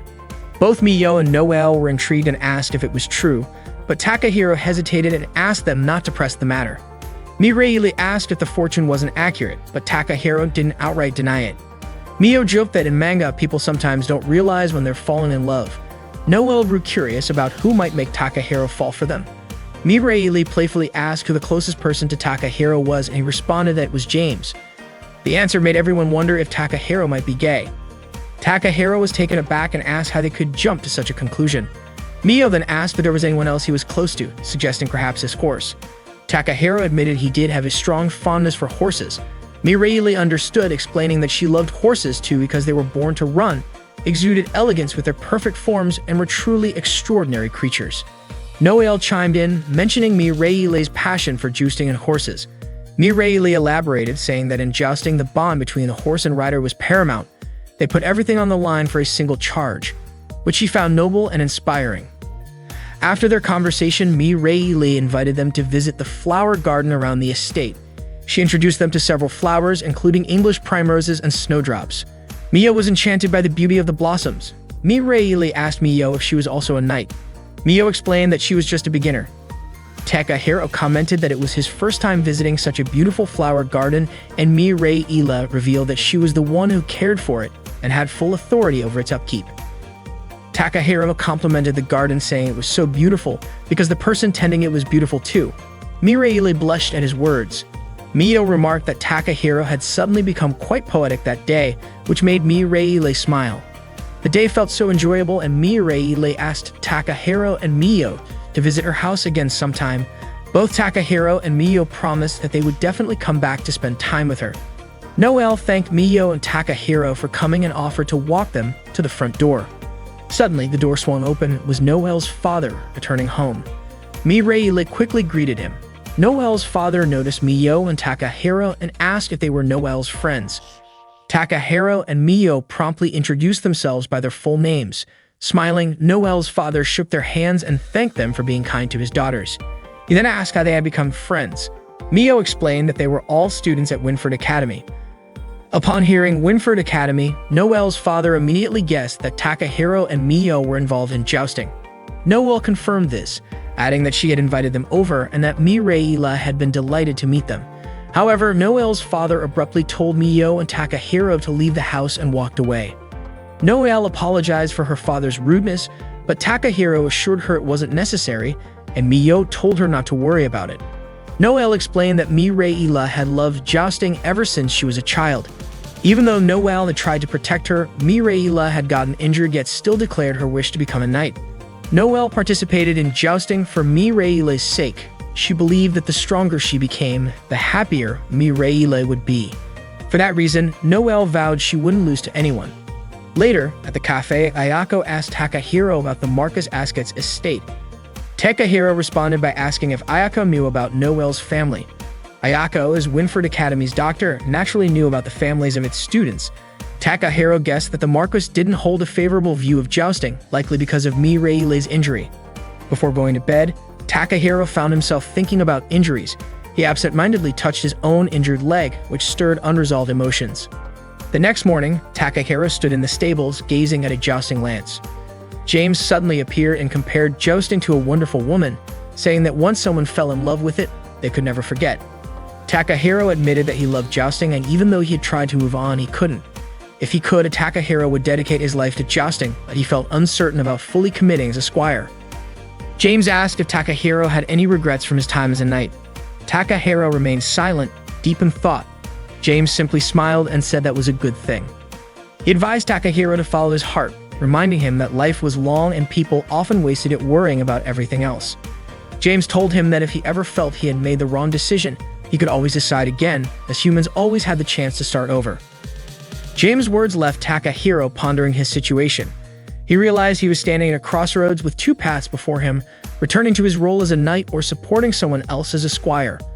Both choices carried risks, and he knew he couldn't make this decision recklessly. However, he also knew that both choices shared a common name: jousting. Winford Academy hosts a tournament every summer to determine the strongest knight. To prepare for the event, the knights trained diligently every day. One day, Takahiro was giving Sakura a bath. Meanwhile, Mio, Noel, and Akane had just finished their practice and were feeling tired and sweaty. Noel suggested they take a bath together, offering to scrub Mio's back. As Noel touched Mio's back, Mio flinched, startled by the ticklish sensation, and asked Noel to stop her playful antics. Mio noticed Takahiro bathing Sakura and walked over to him. Takahiro asked Mio what her plans were for the next day. Mio said Akane had advised her to rest while she could. Akane nodded in agreement, stating that after intense training, rest was essential before diving back into hard work. According to Akane, training in such a way leads to great strength and beauty, much like a finely forged katana. Takahiro nodded in understanding. Akane also reminded him to take care of Cheyenne. Mio then asked Takahiro what his plans were for the next day and wondered if he'd be taking care of the horses again. Suddenly, Noel called out to Mio, urging her to join the bath quickly so she could scrub her back right away. She even invited Akane, but Akane declined, saying she could manage on her own. Takahiro mused that sometimes you can't see certain things if you're always rushing forward. He also hoped that a short rest would leave the knights feeling content. The next morning, Takahiro was walking along the riverbank when he stopped abruptly. He spotted Lisa up in a tree, trying to rescue her cat. Lisa urged the cat not to move as she approached it and scooped it into her arms. She couldn't believe her cat had climbed the tree in the first place. Suddenly, the branch beneath them snapped, unable to hold their weight, and Lisa and the cat fell. Takahiro rushed to catch them just in time. Lisa ended up sitting on Takahiro as a result. To thank him, Lisa offered Takahiro some food and asked if he had eaten breakfast yet. Takahiro admitted he hadn't. Grateful, he accepted her food and started eating it. However, his expression changed the moment he took a bite. Lisa asked if he didn't like tacos. It turned out Takahiro was surprised by how spicy it was. Lisa laughed and told him he could have more if he liked. Although he initially declined, he eventually accepted her offer. Lisa waded into the river, commenting on how cold yet refreshing the water was, and invited Takahiro to join her. When he declined, Lisa playfully splashed water at him and stuck out her tongue teasingly. Takahiro asked Lisa why she was at school, and she explained that she lived there since she was a dorm student. Takahiro then wondered why she didn't go into town more often. Lisa said she planned to go later with Fiona, who had mentioned a restaurant that served delicious tarts. As they chatted, Lisa's cat, Sasami, suddenly meowed loudly. The cat was precariously perched, trying not to fall into the river. Lisa hurried to rescue her pet, but stumbled in the water. Thankfully, Takahiro caught her before she could fall. Unintentionally, they found themselves in close proximity once again. Meanwhile, Sasegi managed to save itself. Lisa remarked that this was the second time something like this had happened. When Takahiro asked what she meant, Lisa brushed it off, instead pointing out that his shoes were wet from stepping into the river. Takahiro assured her that his shoes dried quickly. He then complimented Lisa's necklace, particularly admiring the ring she had attached as a pendant. Suddenly, Reina called out to Lisa, informing her that Fiona was looking for her at the dorm. Reina urged Lisa to hurry and meet up with Fiona. Lisa quickly picked up Sasami and left. Takahiro told Reina that the earlier incident was just an accident and assured her that nothing else happened. Reina, however, invited Takahiro to have breakfast with her, and he accompanied her to a bench by the pond for their meal. Reina also lived in the school dormitory. During breakfast, Reina asked Takahiro if he would consider becoming Lisa's squire. She mentioned that for the past year, she had been observing Lisa's situation. Takahiro asked how long Reina had known Lisa, and Reina revealed that she had known her even before Lisa came to Helen's Hill. Reina explained that Lisa used to be cheerful and sociable. However, after losing her mother, the only family she had, her relatives began fighting over her inheritance. They even said no one was truly grieving her mother's death. Since then, Lisa had started distancing herself from others. The ring Lisa wore as a pendant on her necklace belonged to her mother. Reina was the one who recommended Lisa enroll at Winford Academy, hoping that jousting would help her rediscover herself. But it seemed her efforts were in vain, as Lisa continued to isolate herself and Reina felt powerless to help. Takahiro then asked about Fiona. Reina said that Fiona and Lisa were similar. They both avoided forming connections and suffered alone in their isolation. While Lisa might appear strong, Reina feared she would eventually break down if she continued carrying everything by herself. Reina wasn't sure if Lisa could handle it all on her own. That's why she hoped Takahiro could be there for her. Reina believed that if Takahiro became Lisa's squire, it would help Lisa grow and move forward. She also acknowledged that Celia had likely asked the same of him. Apologizing for bringing it up, Reina concluded the conversation. As Takahiro walked back, he reflected on the requests from Lisa, Celia, Noelle, and Miyo. He knew he couldn't avoid making a decision. If he didn't participate in this summer tournament, he wouldn't be able to stay at the academy any longer. When Takahiro arrived at the stables, James asked him to brush Sakura. Afterward, James asked Takahiro to go into town to buy some supplies. He told Takahiro not to rush and suggested that he take some time to enjoy himself. Deciding to visit the stadium, Takahiro entered and imagined himself jousting there, even reenacting an attack stance from a match. Suddenly, he heard applause from Noelle and Mireille. Surprised, he asked why they were at the stadium. Noelle explained that she and Mireille often strolled there. She said the stadium symbolized Takahiro's strength, as it was a place where every knight dreamed of competing. Noelle confidently declared that she would one day compete and win at the stadium. Mireille wholeheartedly supported her sister, expressing her belief in Noelle's abilities. Noelle then wrapped her arm around Takahiro and said she had to win the summer tournament to achieve that goal. Mireille teased her sister, saying she was standing too close to Takahiro. Noelle apologized but quickly changed the subject, asking if Takahiro had eaten lunch. When Takahiro admitted he hadn't, Mireille eagerly invited him to join them for lunch. Noelle mentioned an Italian restaurant she loved. Although Takahiro initially wanted to decline, he couldn't refuse after seeing Mireille's hopeful expression. He agreed and they went to the Italian restaurant. The server brought out all the dishes Noelle had ordered, each one looking fancy and delicious. Takahiro was surprised by the variety, and Noelle explained that she had ordered plenty because Takahiro mentioned he was hungry earlier. Mireille even helped serve Takahiro some food. As they chatted, the conversation turned to the Lord Bunnings match. They were so engrossed in the discussion that Mireille almost knocked over her glass. Luckily, Takahiro managed to catch it in time. Their hands brushed as they both held onto the glass to steady it. Noelle noticed and jokingly reminded Takahiro that he was touching her younger sister's hand. Takahiro quickly apologized, but Noelle teased him further, saying that if he wanted to hold Mireille's hand, he would need her permission as Mireille's older sister. Both Takahiro and Mireille were flustered by Noelle's comment, but Noelle laughed, saying she was only joking. Mireille, a huge fan of jousting, expressed her desire to continue talking about it for as long as possible. Noticing Takahiro's empty plate, Mireille ordered more food for him, encouraging him to eat as much as he wanted without holding back. Takahiro said goodbye to Noelle and Mireille. That day, Mireille was overjoyed and expressed her desire to spend time with Takahiro again sometime. Before leaving, Noelle whispered to Takahiro to meet her later at tart time. Noelle then invited Mireille to go flower shopping with her. Feeling like he had eaten too much, Takahiro decided to go for a walk. Unfortunately for him, he bumped into Akane, who offered him more food. Akane handed him an umeboshi onigiri, saying that a healthy body leads to a healthy mind. She added that the onigiri might remind him of life in Japan.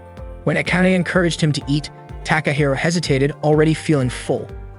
But with no way to decline politely, he forced himself to eat it and complimented its taste. Akane smiled and said that eating properly was the first step toward improving one's skills in jousting. Takahiro asked if Akane thought about jousting even during holidays. She replied that there wasn't much time left before the summer tournament, and she wanted to become even a little stronger. She also mentioned that having a strong squire would be helpful, though she admitted she didn't have one yet. Akane was happy to have met Takahiro that day and said she was going to check on her armor. She asked about Takahiro's plans, and he told her he was heading back to school. Before parting, Akane asked if Takahiro could meet her at tart time later that evening. Takahiro agreed, and Akane said goodbye, thanking him again. As she walked away, Takahiro thanked her for the onigiri, and she turned to smile warmly at him. Continuing his walk, Takahiro visited the flower garden, where he spotted Celia. He approached her and asked why she was there. Celia replied that there didn't need to be a specific reason to visit such a beautiful place. When Takahiro asked if she often came there, Celia said she found the place calming and relaxing. Takahiro agreed, mentioning that he had discovered the garden when he first arrived in the country. Celia remarked that it was a shame they hadn't met sooner. If they had, their relationship might have been different, and perhaps Takahiro would have already become her squire. She mused that the garden might have become a special place for the two of them. Realizing what she had said, Celia quickly brushed it off, saying she shouldn't have spoken like that. She then offered Takahiro a piece of cake. Although he initially hesitated, Celia assured him she had baked it herself and jokingly added that it wasn't poisoned. Takahiro accepted the cake. As she handed it to him, their hands touched, and Celia commented on how cold his hands were. She added that cold hands often indicated a warm heart, saying she believed Takahiro had a kind heart. After taking a bite, Takahiro complimented Celia's cake, saying it was delicious. Celia mentioned that she had considered making tea to go with it. Takahiro thanked her for the tea she had served him the previous day. Celia then asked if he had enjoyed himself. Takahiro admitted he had been surprised by all the teddy bears. He hadn't expected it, but thought they suited her perfectly. Celia thanked him and asked if he knew about Theodore Roosevelt. Takahiro recognized the name as that of a U.S. president. Celia elaborated, explaining that Roosevelt was the 26th president of the United States. She shared a story about how, during a hunting trip, Roosevelt refused to shoot an injured bear, saying it wasn't sportsmanlike. This act of kindness inspired the creation of the teddy bear, named after Roosevelt's nickname Teddy. Celia explained that she loved teddy bears not only because they were soft and cuddly, but also because they symbolized sportsmanship. She expressed her desire to embody that same sportsmanship as a knight. Realizing she had gotten carried away, Celia asked Takahiro to keep their conversation a secret. Takahiro promised to do so and said he would treat Celia next time as a thank you for the tea. Celia smiled and said she would look forward to it. Takahiro began his walk home, thinking he had spent too much of the day being lazy. Suddenly, Mio called out to him. She was sitting with Bertile, Emma, and An, enjoying a tea gathering. Takahiro approached them and asked Mio what they were up to. Mio explained that she had made some sweets for Takahiro earlier, but he hadn't been around to try them. She mentioned that they were now having tea together and noted how impressive Bertile was, even practicing on her days off. Apparently, Bertile trained more than necessary, even to the point of exhaustion, but her dedication never wavered. Bertile smiled and commented that it was destiny for her and Mio to meet. Mio offered Takahiro some of the sweets she had made, assuring him they were delicious. However, Takahiro apologized, explaining that he couldn't eat anymore. Mio insisted that he shouldn't feel shy around her, but Takahiro seriously insisted he was too full. Just then, a squirrel fell onto Mio's head. It climbed down to her arm, and Mio, enchanted by its cuteness, offered it something to eat. Bertile mentioned that during this season there weren't any acorns or sunflower seeds available. An added that squirrels are omnivorous and can eat a variety of things. Mio decided to offer the squirrel some of her cake, and the little creature happily devoured it. Everyone admired how adorable the squirrel looked as it nibbled on the treat. Suddenly, Aim pointed out to Bertile that more squirrels were gathering around them. Before they knew it, an entire swarm of squirrels appeared. Mio eagerly offered the rest of her cakes to the squirrels, but in an instant, the creatures jumped onto Mio, Bertile, An, Emma, and even Takahiro. The group let out startled cries as they struggled to handle the unexpected invasion. Meanwhile, James was busy cleaning Sakura's stable. Takahiro eventually returned home, his clothes completely filthy. He casually mentioned that he had encountered some squirrels before handing James his order and heading off to take a bath. James, now curious, wondered what exactly had happened to Takahiro. Later, when Takahiro arrived at tart time, Fiona suddenly remarked that Takahiro, the pervy upperclassman, had followed her to that place. She even accused him of being a stalker. Takahiro tried to clarify, explaining that he lived there. Fiona dismissed his explanation, claiming he had probably moved to tart time just because he knew she and Lisa would be there. Takahiro pleaded with Fiona not to misunderstand him. Noelle chimed in, reassuring Fiona that she was mistaken. Then, to everyone's surprise, Noelle blew on Fiona's face. Fiona was startled and demanded to know what Noelle was doing. Noelle said it was a gesture of friendship, though Fiona immediately rejected the notion. Noelle teased her further, saying Akane enjoyed it, prompting Akane to protest that she didn't like it either. Meanwhile, Lisa was enjoying a tart and commented on how delicious it was. Mio asked if Lisa wanted to try something else from the menu, and Lisa nodded.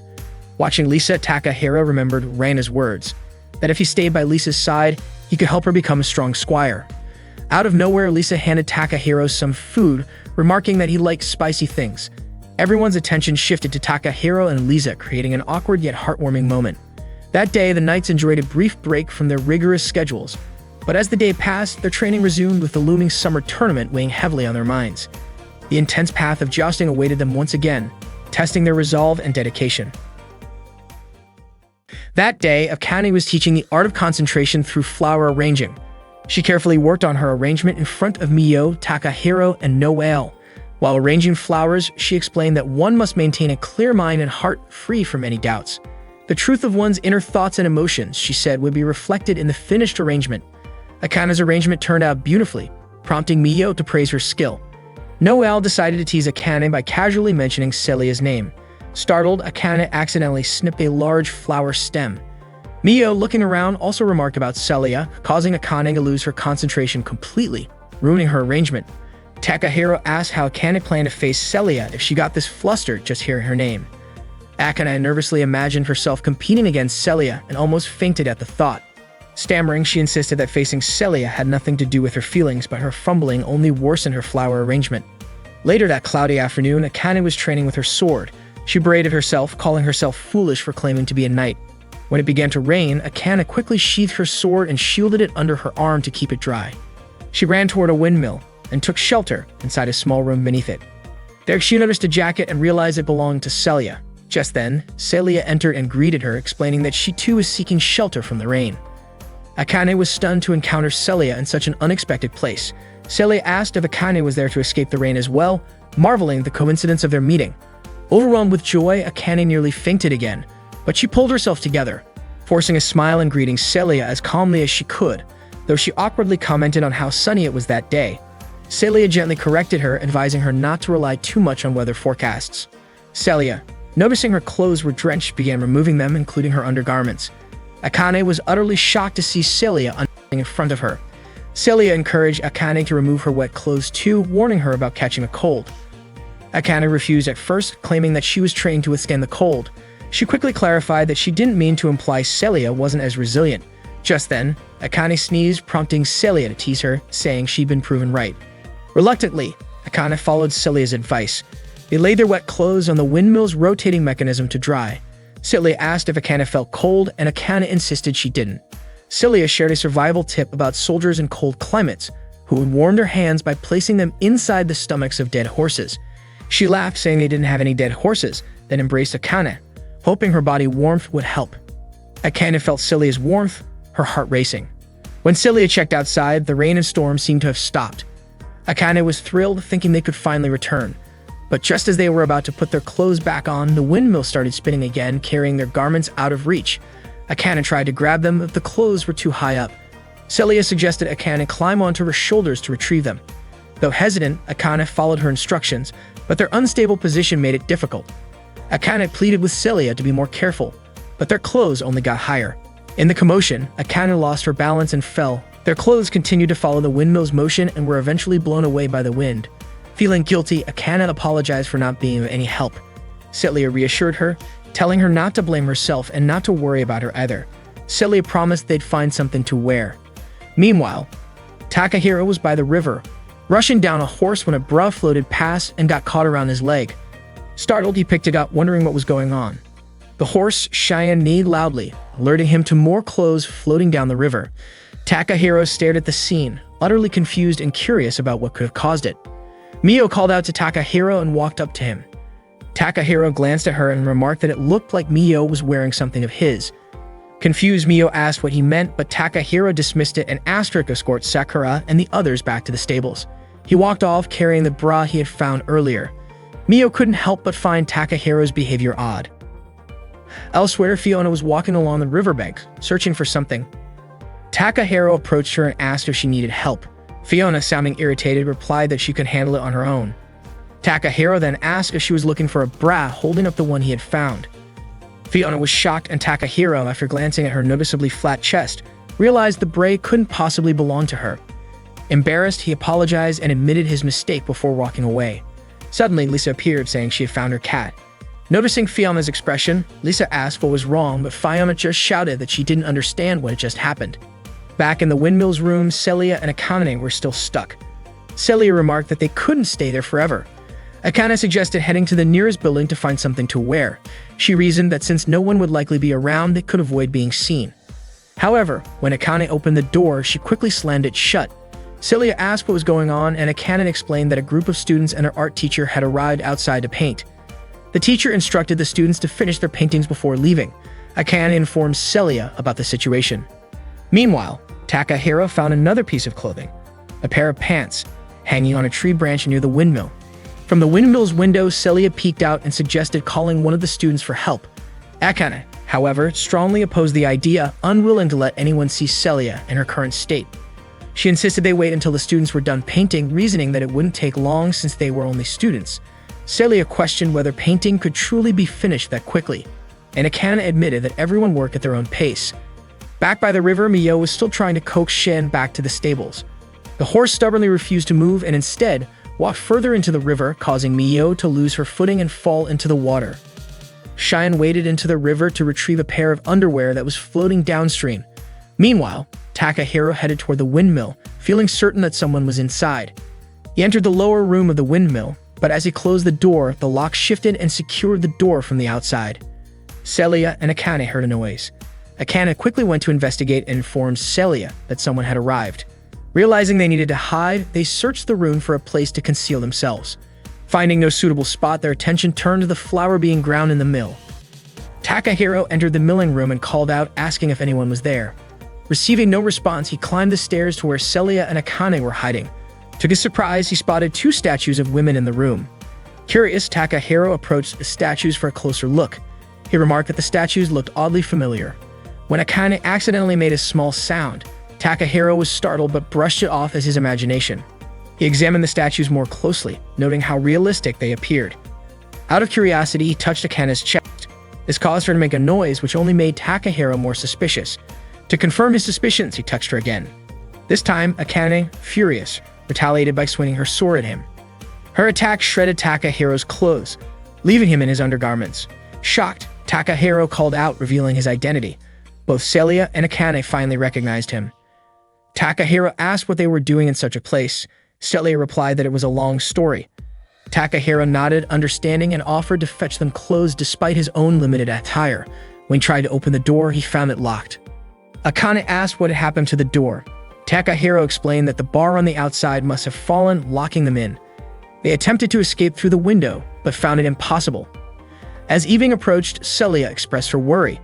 She had a promise to meet a friend that day, someone she had known for a long time who was returning after recovering from an injury. Celia was desperate to see her friend, but lamented that it seemed impossible in her current state, wearing only a makeshift cloth. Akane encouraged Celia not to give up, insisting that her friend was likely still waiting for her. Celia, however, feared she was already too late.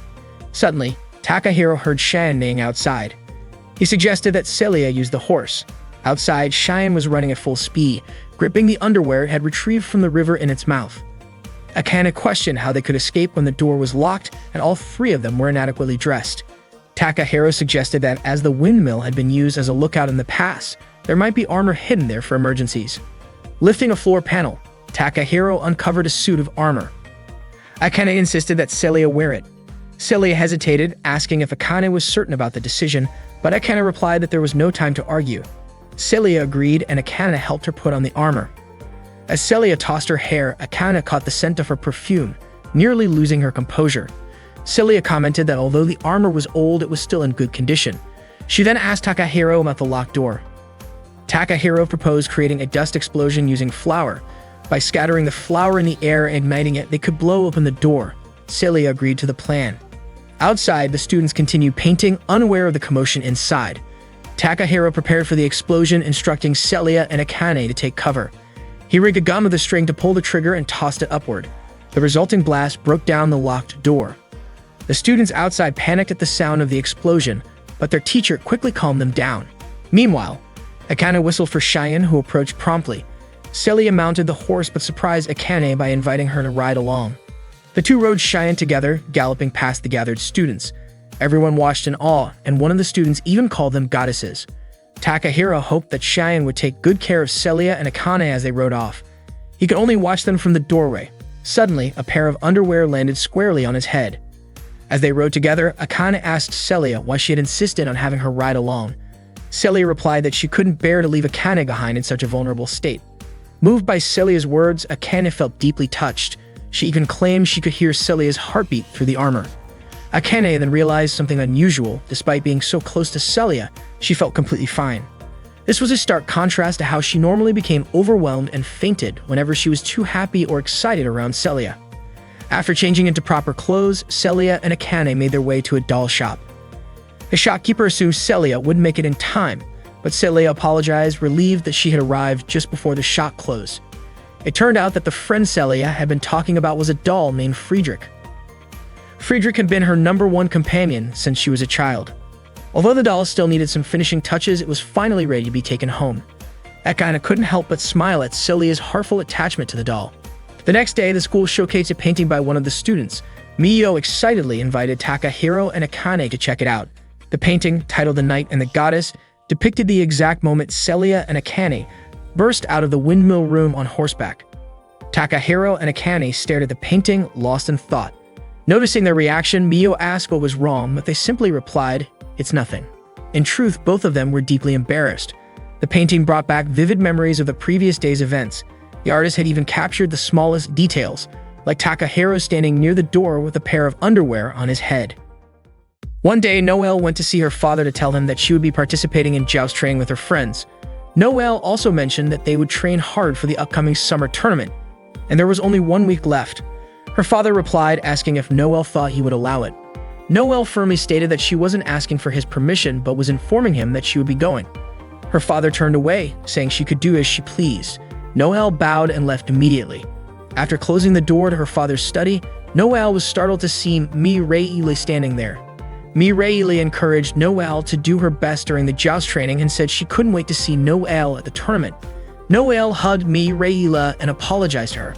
After saying her goodbyes, Mireille reminded her to be careful. Noelle's father could only watch her leave through the window.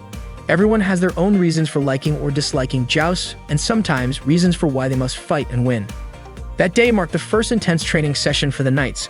Bertile and Miyo trained together in a joust match, which ended in a tie. Both of their strikes were impressive. Noelle practiced running with weights, Lisa trained with her lance, while Akane worked on her concentration by calming her mind and spirit. Afterward, they practiced horseback riding and aimed their lances at targets. Ayako, Takahiro, and Emma observed from a distance. Ayako remarked how enthusiastic the Knights were on their first day of training, and Takahiro noted that it was because the tournament was getting closer. Ayako then excused herself to prepare dinner. She was in charge of coaching, medical care, and nutrition during a training. Thanks to Ayako, the student council had approved the training camp. Takahiro was responsible for managing the Knights' horses. Meanwhile, the school was busy preparing for the tournament event. Celia was in the student council room when Reina approached her to discuss the tournament schedule. Seeing Celia lost in thought, Reina asked what was on her mind. Celia said she was just thinking about how Miyo and her friends had already finished their first day of training. Reina grew curious about how hard they were working. Celia admitted that she had hoped they would invite her, even though she knew it wasn't possible for her to join. Reina pointed out that Celia was the strongest knight in the school, so people would naturally treat her differently and hold back when they were around her. Celia, however, didn't want people to see her for her title. She wanted them to notice her true self. Suddenly, Celia noticed Fiona stretching alone nearby. Celia thought Fiona seemed to prefer staying at the dorm rather than joining the training. Reina explained that Fiona had been invited but declined because she didn't like being in groups. Celia mused that being alone could feel lonely. That evening, the knights gathered for dinner at their lodging. They thoroughly enjoyed the delicious food. Ayako asked Lisa if she liked the dish, even though it was raw. Lisa replied that the food was delicious, much to Ayako's delight. Ayako mentioned that Anne and Emma had helped her a little. Bear Lee suddenly chimed in, saying it was no big deal. Anne and Emma were puzzled as to why Bear Lee spoke on their behalf when they could have said it themselves. Bear Lee insisted that since Anne and Emma were part of her group, she could represent them. Anne and Emma shook their heads in unison, saying no. Mio then thanked Bear Lee for letting them use her house as their lodging. Takahiro added that it helped everyone focus on the upcoming tournament. The other knights expressed their gratitude to Bear Lee as well. However, Anne suddenly interjected, saying there was no need to thank them, and Emma added that it was great that everyone could train hard together. Bear Lee, frustrated, exclaimed that she should have been the one to say that. Anne remarked that she and Emma were part of Bear Lee, but Bear Lee disagreed, saying it wasn't the same. Bear Lee suggested they all scrub each other's backs in the open air bath after dinner. They soon headed to the hot springs. Akane scrubbed Lisa's back and asked if she was being too rough. Lisa replied that it felt really good. Noelle, scrubbing Akane's back, teased that her skin was silky smooth and even mentioned how soft her chip was. Embarrassed, Akane told Noelle to stop behaving like that. Mia was scrubbing Noelle's back and commented that Noelle's back was smooth and nice. They both laughed. Mio mentioned to Bear Lee that both the dining area and the bathhouse had a distinctly Japanese style. Bear Lee explained that her father was enamored with Japanese culture, which influenced the design. However, she clarified that the house was more of an Asian fusion, blending elements from various cultures beyond Japan. As they soaked in the hot spring, they found the water relaxing but slightly too hot. Bear Lee instructed everyone to stay composed while in the bath, claiming that was the Tokyo way. However, Mio pointed out that Bear Lee wasn't even from Tokyo, urging her not to overdo it. Suddenly, they noticed Akane turning red and nearly fainting. Akane admitted she had been trying to calm her heart this whole time. After bathing, they returned to their room and began a pillow fight. Bear Lee enthusiastically declared that pillow fights in yukata were a Japanese tradition. Excitedly, they started throwing pillows at each other. Akane, who had recovered a bit, thanked Lisa for fanning her earlier. Mio invited Akane and Lisa to join the pillow fight, but they declined. Ignoring their response, Noelle threw a pillow at them, knocking them over. Laughing, Lisa and Akane retaliated with equal force. The room soon erupted in laughter and chaos as they all enjoyed the pillow fight together. After their energy was spent, they prepared for bed. Bear Lee remarked that pillow fights were an unforgettable tradition, though Akane disagreed, saying it wasn't truly a Japanese tradition. Changing the subject, Bear Lee asked if anyone had already invited a squire to assist them in the tournament. The room suddenly fell silent, and everyone seemed nervous about answering. Noelle admitted she hadn't found the right person yet. Curious, she asked Bear Lee if she had a squire. Bear Lee proudly stated that Anne and Emma were her squires. Anne and Emma immediately retorted in unison that Bear Lee would be helpless without them. Noelle then turned to Lisa and Akane, asking about their plans. Both replied that they were used to fighting alone, but Lisa added that she wouldn't mind if she found a good squire, and Akane agreed with her sentiment. Finally, Noelle asked Mio about her choice. Mio surprised everyone by saying she wanted Takahiro to be her squire. Shocked, the group asked for an explanation. Mio said that Takahiro had complimented her sharp vision but pointed out that she still lacked knowledge of tactics. She believed having Takahiro with her would make things better. However, she acknowledged that it wasn't her decision to make.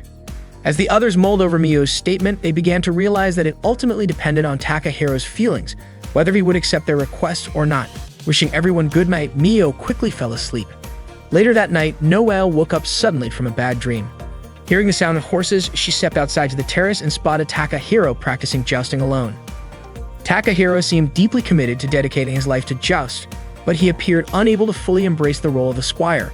As he prepared to launch his lance at the target, he paused, seemingly lost in thought. After finishing his practice, Takahiro returned to the stables, wincing slightly as if his leg pain had returned. Surprised to see him, Noelle asked why he was still tending to the horses so late at night. Takahiro jumped slightly at her voice. Noelle explained that she had woken up from a bad dream and, in a playful tone, showed off her yukata, asking if she looked sexy. Takahiro let out a long sigh, clearly not in the mood for teasing. Noelle then asked if Takahiro had a moment to talk with her. Noelle and Takahiro took a walk outside the inn. Noelle shared a story about her father, who was once a knight that competed in jousting. He had always hoped that Noelle and Mireille would follow in his footsteps. However, Noelle ended up shattering both her father's and Mireille's dreams. Mireille fell from her horse during a match, and although Noelle was by her side, she couldn't prevent the accident. The surgery went smoothly, but Mireille lost her leg. The doctors couldn't explain it. Her wounds should have healed by then. Hearing this, Takahiro was reminded of his own injury. After the accident, Noelle's father grew to resent jousting, a sport he had once loved deeply. That was why he destroyed the knight statue that used to stand in their home. Noelle's father could never forgive jousting for taking Mireille's leg. Even Noelle herself considered quitting jousting, but Mireille wanted her to keep going. Mireille wished for Noelle to become a magnificent knight like their father. That was Mireille's dream for Noelle. Understanding this, Noelle promised to fulfill her sister's wish. She told Takahiro that she wanted to keep that promise more than anything. Noelle dreamed of making Mireille proud by becoming a great knight and winning the tournament. She longed to see Mireille smile again. For that reason, Noelle needed Takahiro's help. She asked him to become her squire.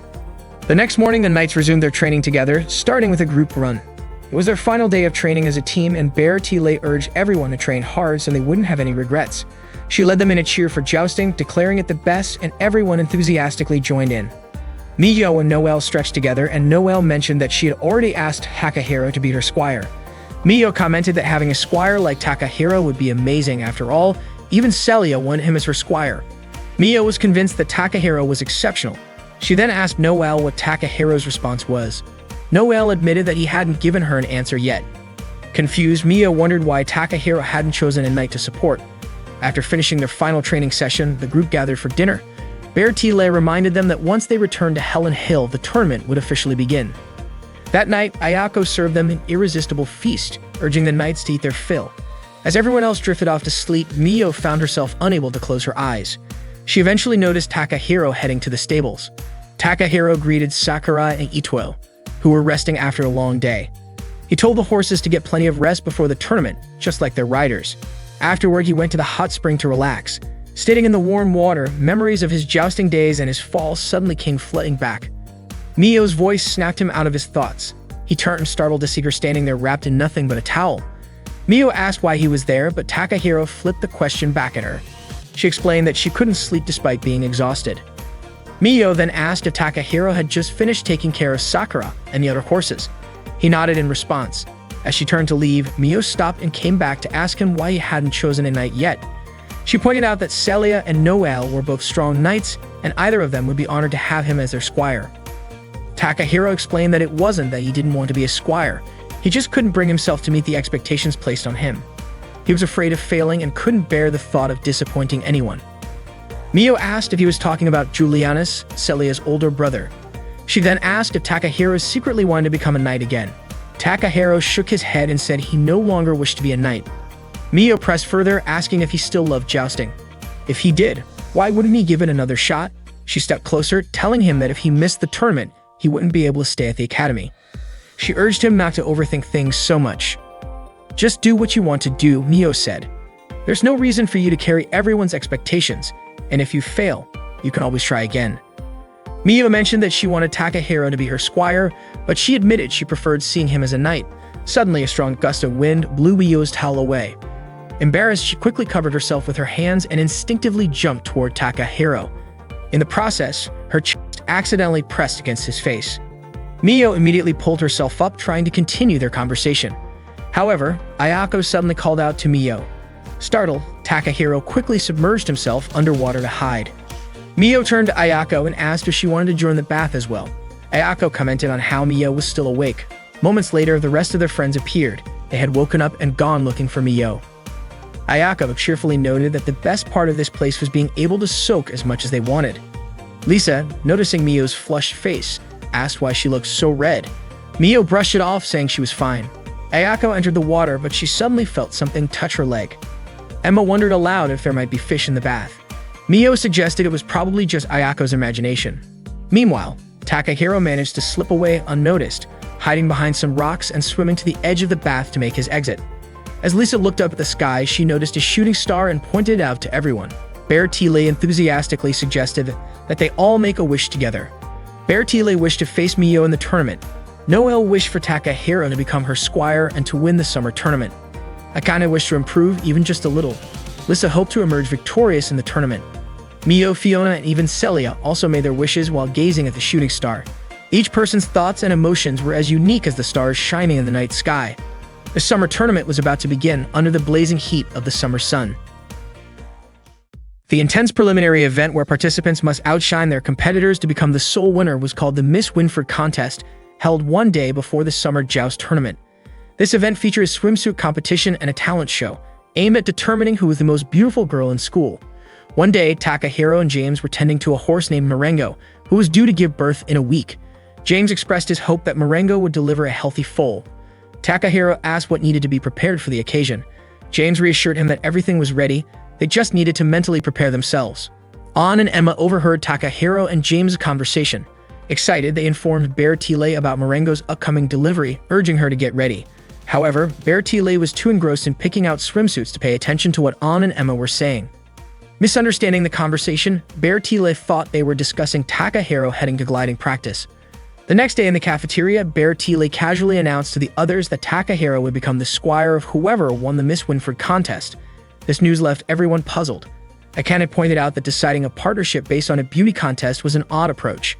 Bertile confidently claimed that Takahiro probably believed she would win, but lamented that she already had An and Emma as her retainers, so she couldn't make Takahiro her squire. Mio was baffled by Takahiro's reasoning, but Noelle saw it as a golden opportunity. If winning the contest meant Takahiro would become the squire, then Noelle was determined to participate. Mio teased Noelle, reminding her that Celio would likely compete as well, making it nearly impossible for Noelle to win.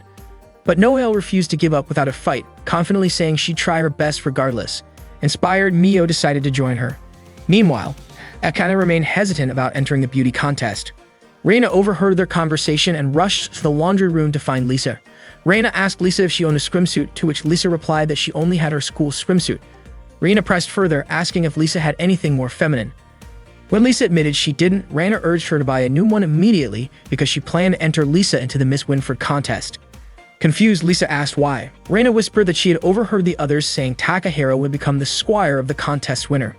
Later that afternoon, Mio and Noelle went to a swimwear shop to pick out their swimsuits for the contest.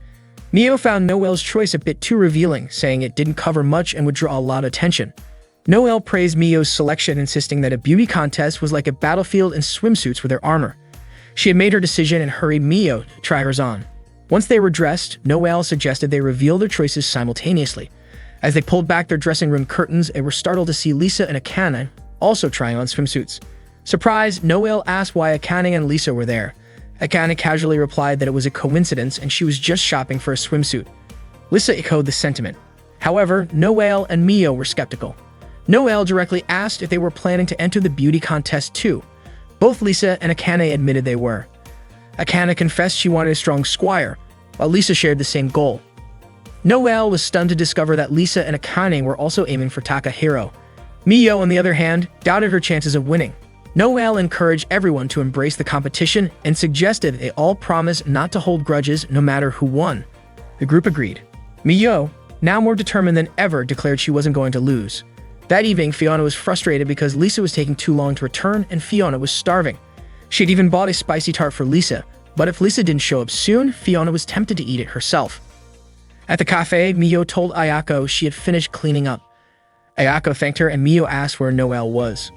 Ayako mentioned that Noelle had gone to bring dinner to Takahiro. Noelle knocked on Takahiro's door, then entered, greeting him warmly. She brought him a sandwich and asked if he was reading a book to develop new strategies. As Takahiro stayed focused on his book, Noelle unbuttoned her shirt and moved closer, commenting on how warm the night was. Still, Takahiro only responded briefly, his attention fixed on his reading.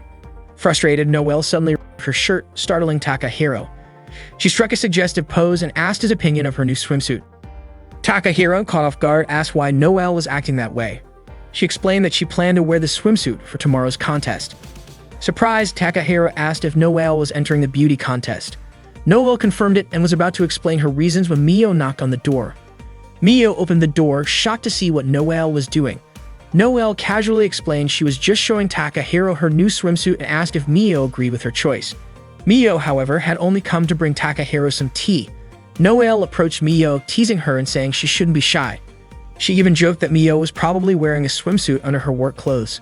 Noelle urged Mio to show it to Takahiro so he could decide which one he liked better. Before Mio could react, Noelle lifted Mio's skirt, revealing her underwear. Embarrassed and startled, Mio screamed, accidentally dropping and shattering the teacup she was holding. Takahiro, bewildered by their antics, could only sigh. Later that evening, Lisa tried on her new swimsuit in front of Sasami. The cat meowed approvingly, and Lisa smiled, saying she would wear it for the beauty contest tomorrow. Fiona entered the room, asking what Lisa was doing and why she had taken so long to return.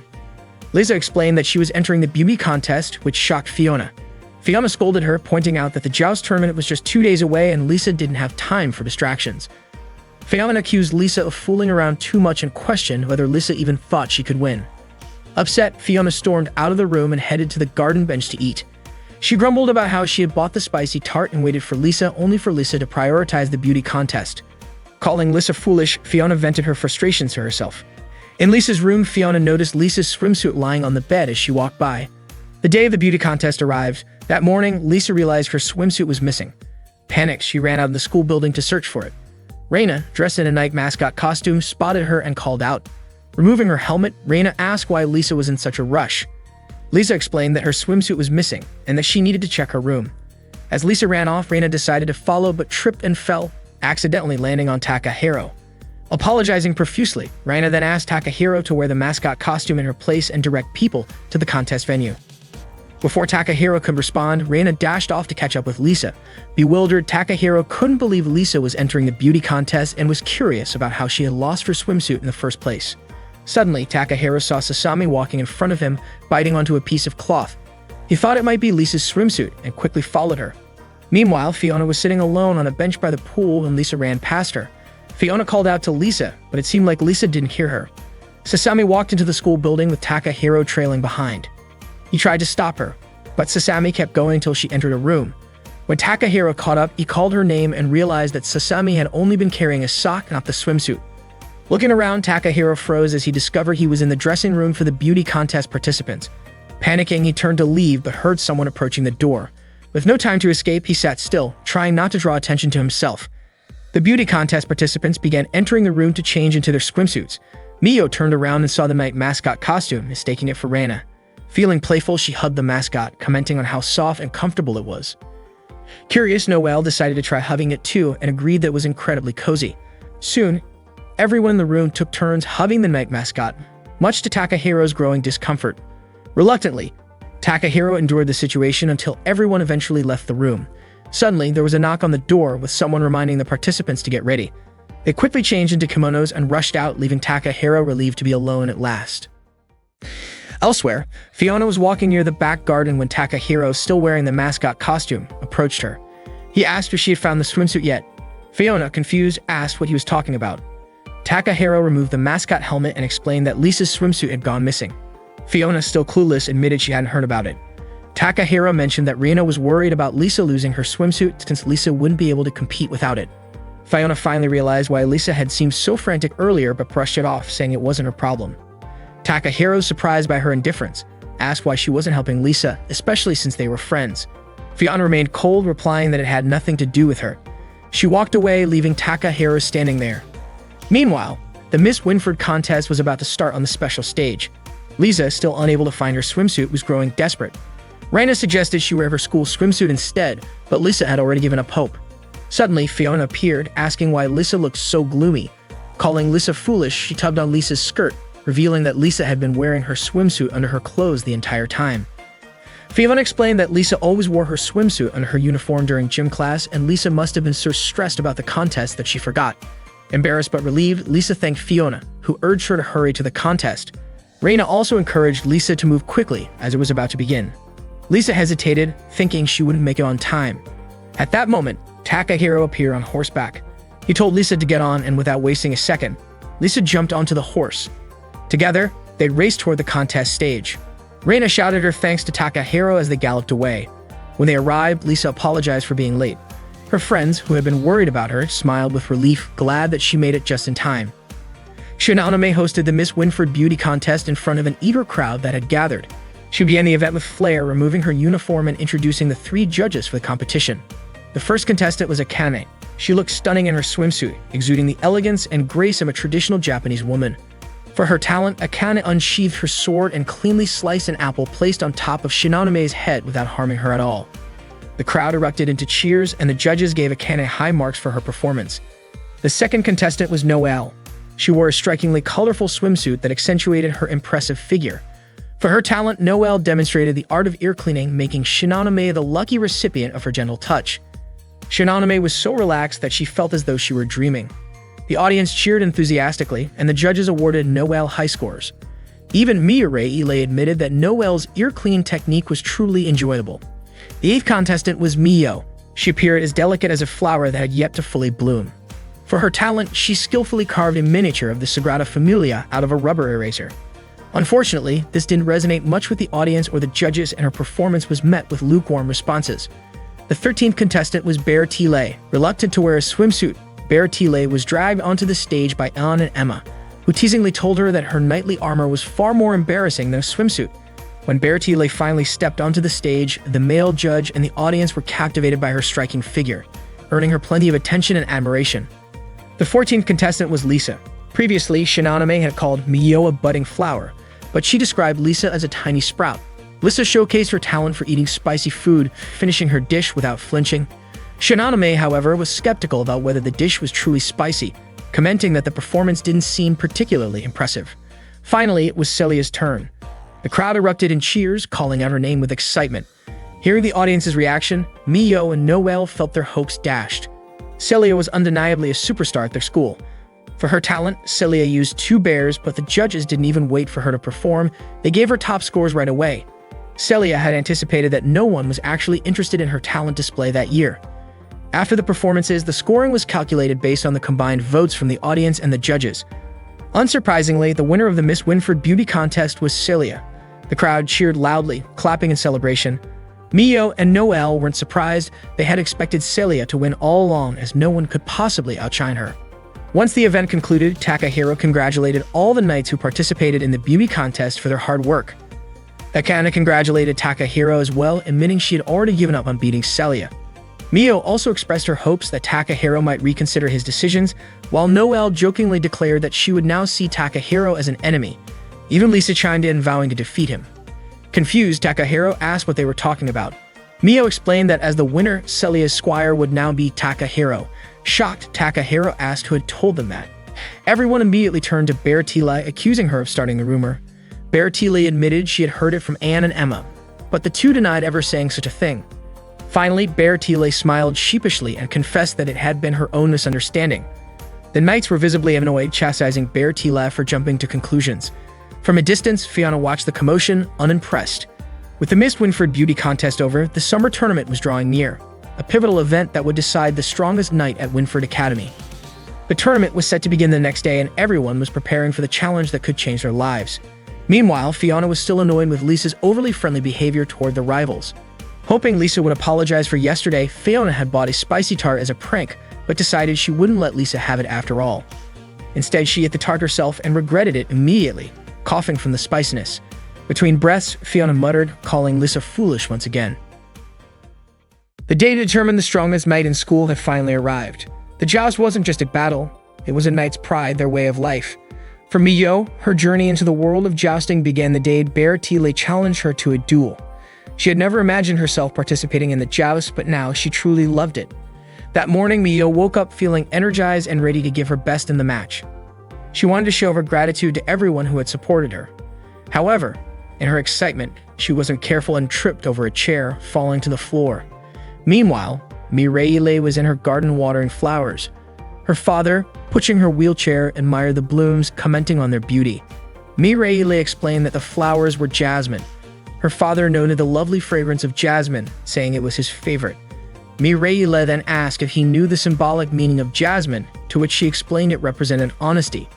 Just then, Noelle's voice rang out as she called to her father and sister, saying goodbye before heading off. Mireille reminded Noelle to be careful and promised she'd come to cheer her on. Noelle eagerly replied that she'd be waiting and vowed to win. Mireille then asked their father if he wanted to watch Noelle's match. Still harboring resentment toward jousting, he declined. That day, the joust was the talk of the town. People speculated about who would win this year's tournament. On the bus, many confidently predicted that Celia would emerge victorious again. If she won, it would mark her 3rd consecutive championship. Hearing their chatter, Akane joined the conversation, agreeing that Celia was undoubtedly the favorite. But Akane also admitted she was determined to claim the victory for herself. Elsewhere, Lisa woke up that morning with full confidence, declaring that she would win the joust. Fiona, however, disagreed, criticizing Lisa for being too friendly with her opponents, which she felt gave them an advantage. Fiona expressed her disappointment in Lisa, convinced this attitude would cost her the win. Meanwhile, Celia was stretching in the student council room. Rena watched her, marveling at how Celia, the strongest knight, seemed to stand alone at the top. Rena couldn't help but wonder how Celia dealt with the loneliness that came with such greatness. That same morning, Takahiro headed to the stables. James appeared, remarking that the big day had finally arrived. He then asked Takahiro if he planned to participate in the tournament. Takahiro replied that he couldn't compete as a knight. James pressed further, reminding Takahiro that if he didn't participate in any way, he wouldn't be able to stay at the school. Reluctantly, Takahiro revealed his intention to join the tournament, not as a knight, but as a squire. Curious, James asked who Squire Takahiro planned to be. Just as Takahiro was about to answer, Mio arrived and called out to him, asking for a moment of his time. Takahiro and Mio walked to the garden to talk in private. James, left behind, muttered wistfully about the joys of youth. In the garden, Mio hesitated before making her request. She needed a squire and she wanted Takahiro to be hers. Before Takahiro could respond, Noelle appeared, interrupting their conversation.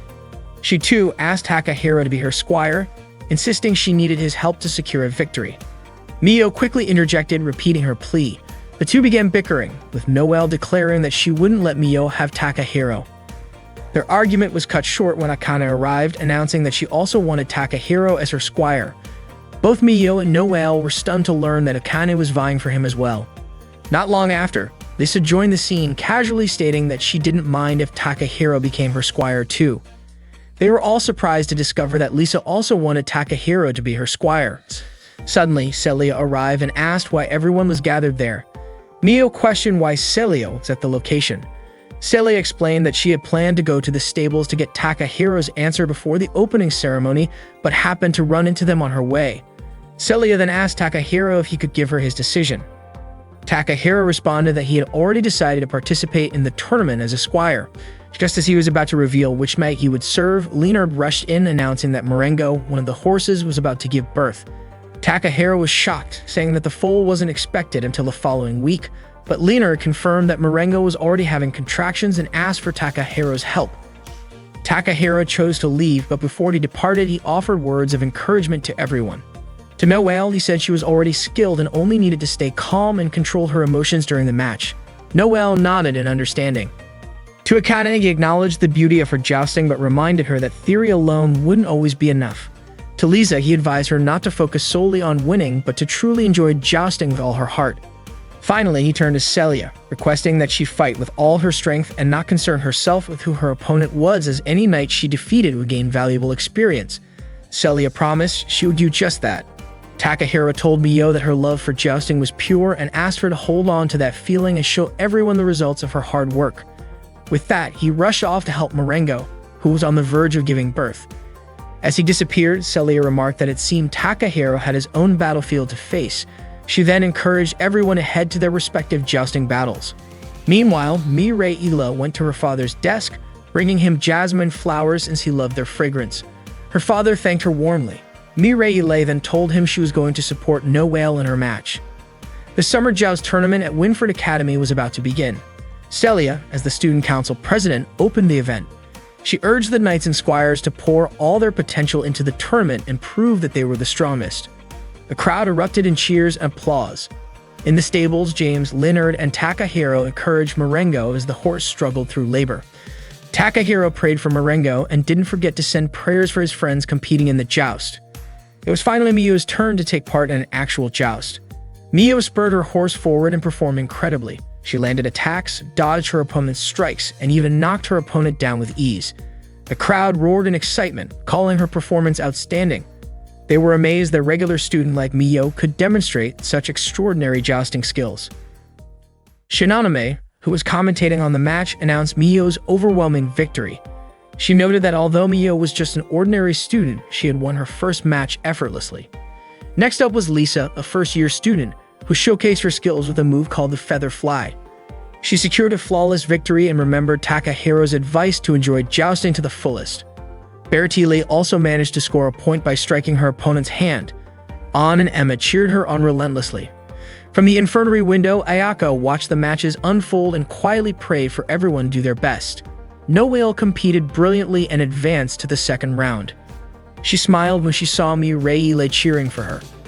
Akane delivered an impressive performance in her match and also moved on to the second round, marveling at the beauty of jousting.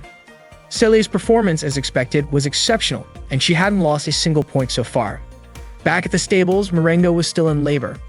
James continued to encourage the horse, while Leonard asked if the veterinarian had arrived yet.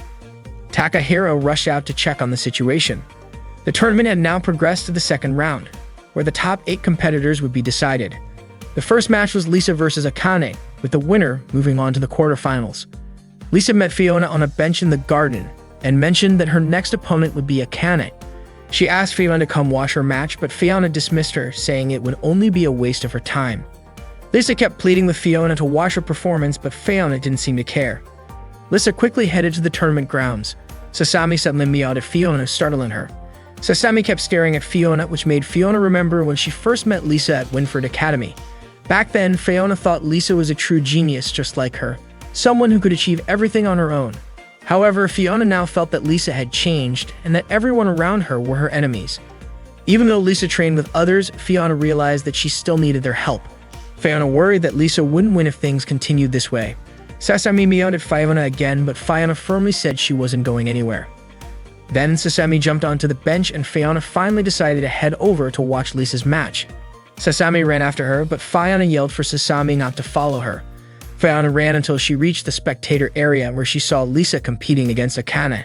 It seemed like Lisa and Akane were evenly matched. Each had won a round, earning 2 points each, and the third round ended in a tie. This meant that whoever scored next would advance to the quarterfinals. Noelle and Mio were watching from the window. Noelle commented that their match was really good. Mio cheered for both Akane and Lisa. Lisa had already expected that Akane was strong, and Akane, too, had figured out that Lisa was truly a genius. The current round was tied once again. Shinoname wasn't even sure how much longer this heated match would last. Watching their battle, Fiona recalled the last time they faced off. Lisa had really changed, and Fiona had never seen Lisa look so happy while jousting. Lisa herself only then realized that jousting could actually be fun. She wanted to keep feeling that way. Akane was thankful for fate, which had brought her together with Lisa. They both knew they had to finish what they had started. They spurred their horses forward, ready to strike. Akane made 2 attacks, but Lisa calmly said that the same trick wouldn't work twice. Lisa dodged both attacks, then it was her turn to strike. Fiona shouted, encouraging Lisa, but Akane managed to dodge Lisa's attack. Akane quickly countered and landed a strike to Lisa's chest. Akane completed her third attack successfully, earning praise from Celia. The crowd cheered, amazed by Akane's skill. Shinoname announced that Akane had advanced to the quarterfinals with 3 surprising attacks. As Lisa and Akane faced each other, their horses locked eyes. Lisa admitted her defeat, saying she hadn't expected Akane to master the 3-strike combo. Akane replied that she hadn't fully mastered it yet. She had simply remembered Takahiro's words. Sometimes you didn't need to follow theory. Pushing yourself to the limit wasn't such a bad thing. Both Lisa and Akane noticed Fiona sneaking a glance at them. Akane suggested that Lisa go meet Fiona, so Lisa headed over to her. Akane suddenly felt pain, wondering if she had pushed herself too far. Lisa found Fiona sitting on a bench in the garden. Fiona pointed out that Lisa had lost. Lisa acknowledged her defeat. Fiona affirmed her point: Lisa wouldn't win if she kept making friends. But Lisa insisted that wasn't true. Fiona refused to accept it, saying that it was clear Lisa had lost. Lisa replied that she had lost because she didn't spend enough time with her friends. Lisa explained that Akane had spent a lot of time with her friends, and together they had strengthened each other. That support was what helped Akane win, unlike Lisa, who had only spent a little time with hers. If that's the case, Fiona actually told Lisa that it would be better for her to relax and spend more time with her friends. Fiona realized that no one really cared about her. Lisa reached out her hand and invited Fiona to spend more time with her. This time, Lisa wanted Fiona to be her true teammate, and she wanted them both to become stronger together. Fiona asked if Lisa was joking. Lisa said she wasn't joking. Fiona was the only person she had ever had. Lisa had always been lonely and sad, but she managed to change because someone believed in her. That's why she wanted to believe in Fiona. Lisa had been alone for a long time. Fiona started crying, moved by Lisa's words, and said that she, too, had always been alone. Lisa then asked if Fiona would be her friend. Fiona tearfully agreed to be her teammate. Sasami meowed, showing that the cat liked their newfound friendship. Reina watched them from a distance, feeling grateful that Lisa and Fiona had both changed. From that moment on, Reina believed that they would become stronger than ever before. Meanwhile, Takahiro was waiting for the veterinarian at the school gates. He heard Shinanome announcing that the 8 quarterfinalists had been decided and the next round would soon begin. The participants advancing to the quarterfinals included Mio, Akane, Celia, Noelle, and Bear Tile. The fierce mic battles were about to begin. Noelle's father stared at the knight statue he had destroyed some time ago when he started to hate Joust. He called for a servant to prepare the car in the front yard because he wanted to leave right away. Everyone has their own thoughts, and sometimes they get caught between their thoughts and feelings, making them suffer. The more they want to be kind, the more they fear hurting others' feelings, and they can no longer be honest with themselves. The quarterfinals match had begun, and it was even more intense than anyone had expected. Noelle won her match, making Mireille smile with pride. Bear Tile also won her match by 1 point. An and Emma embraced each other happily, seeing Bear Tile win her match. Noelle and Bear Tile were both confirmed to move on to the semifinals. Mio also won her match and advanced to the semifinals. Mio proudly told Sakura that they had made it. After the match, Bear Tile approached Mio and said that they were connected by the red thread of fate. Bear Tile was excited because she and Mio would be fighting on a bigger stage. An never expected Bear Tile to make it to the semifinals, and Emma hoped that nothing strange would happen. Bear Tile immediately punched both her friends, saying that miracles are something you create with your own hands. She called Mio her eternal rival and challenged her to meet her in the semifinals. Mio was touched by Bear Tile's words. Sasami jumped onto Lisa, who was watching the match.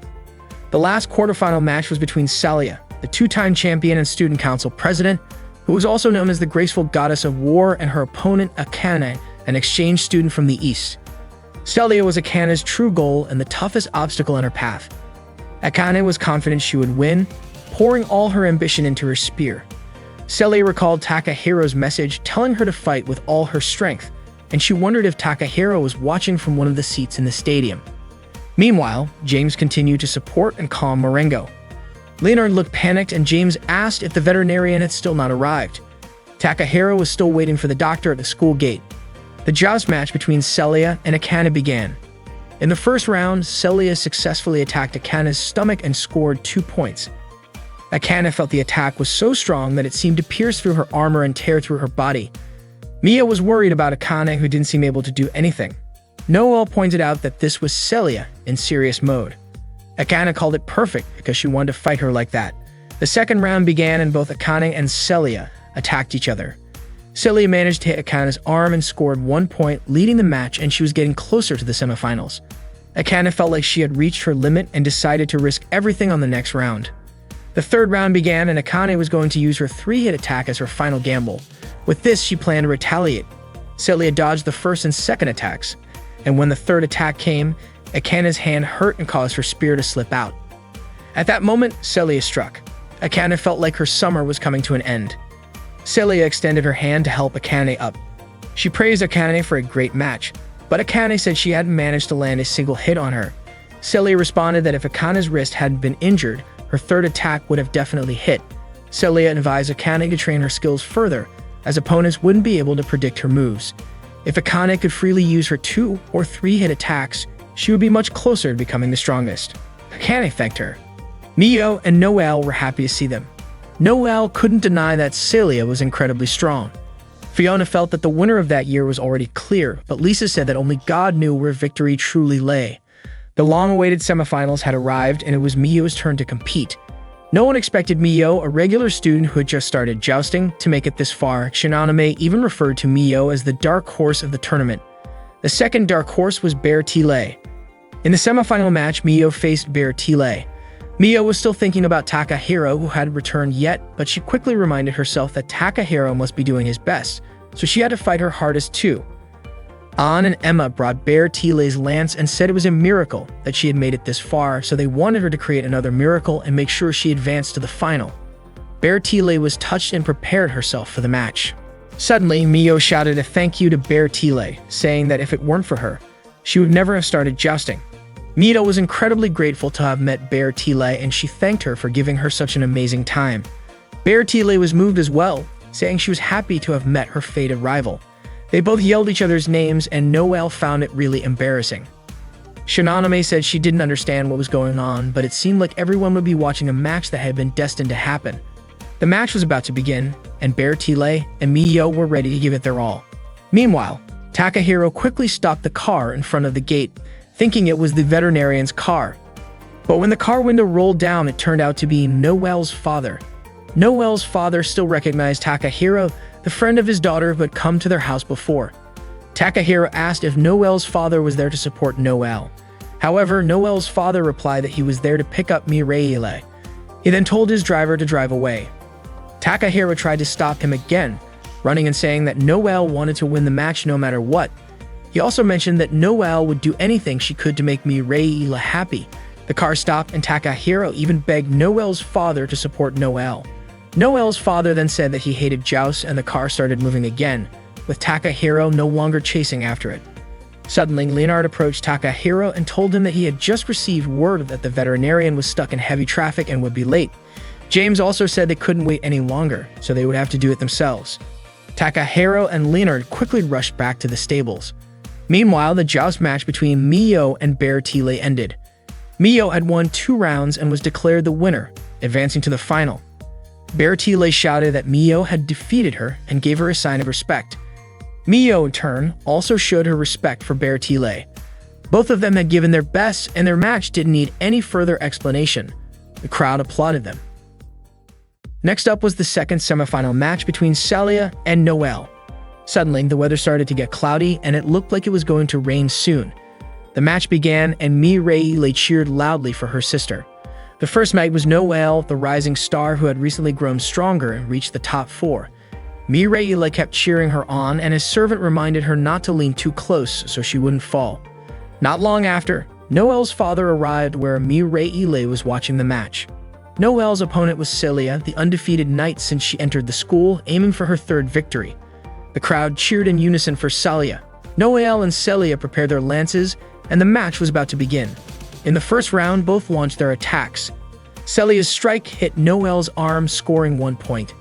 Akane said that she felt bad for Noelle because the gap between them was too big. Noelle acknowledged Celia's strength, admitting that she couldn't defeat her in a direct confrontation. Suddenly, it started raining, but the knights couldn't stop in the middle of the match.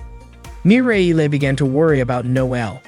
A servant turned around and noticed Noelle's father, and Mireille glanced at him. The second round was about to begin, and Noelle spoke to Etoile, telling her to keep fighting. Celia and Noelle began riding their horses, and when they faced each other, Celia attacked, but Noelle suddenly slowed down, causing Celia's attack to miss. Noelle counterattacked and hit Celia's arm. Celia quickly retaliated and struck Noelle's stomach. Both of them scored hits. Noelle scored 1 point with her arm attack, and Celia scored 2 points with her stomach strike. Akane commented that Celia had attacked twice.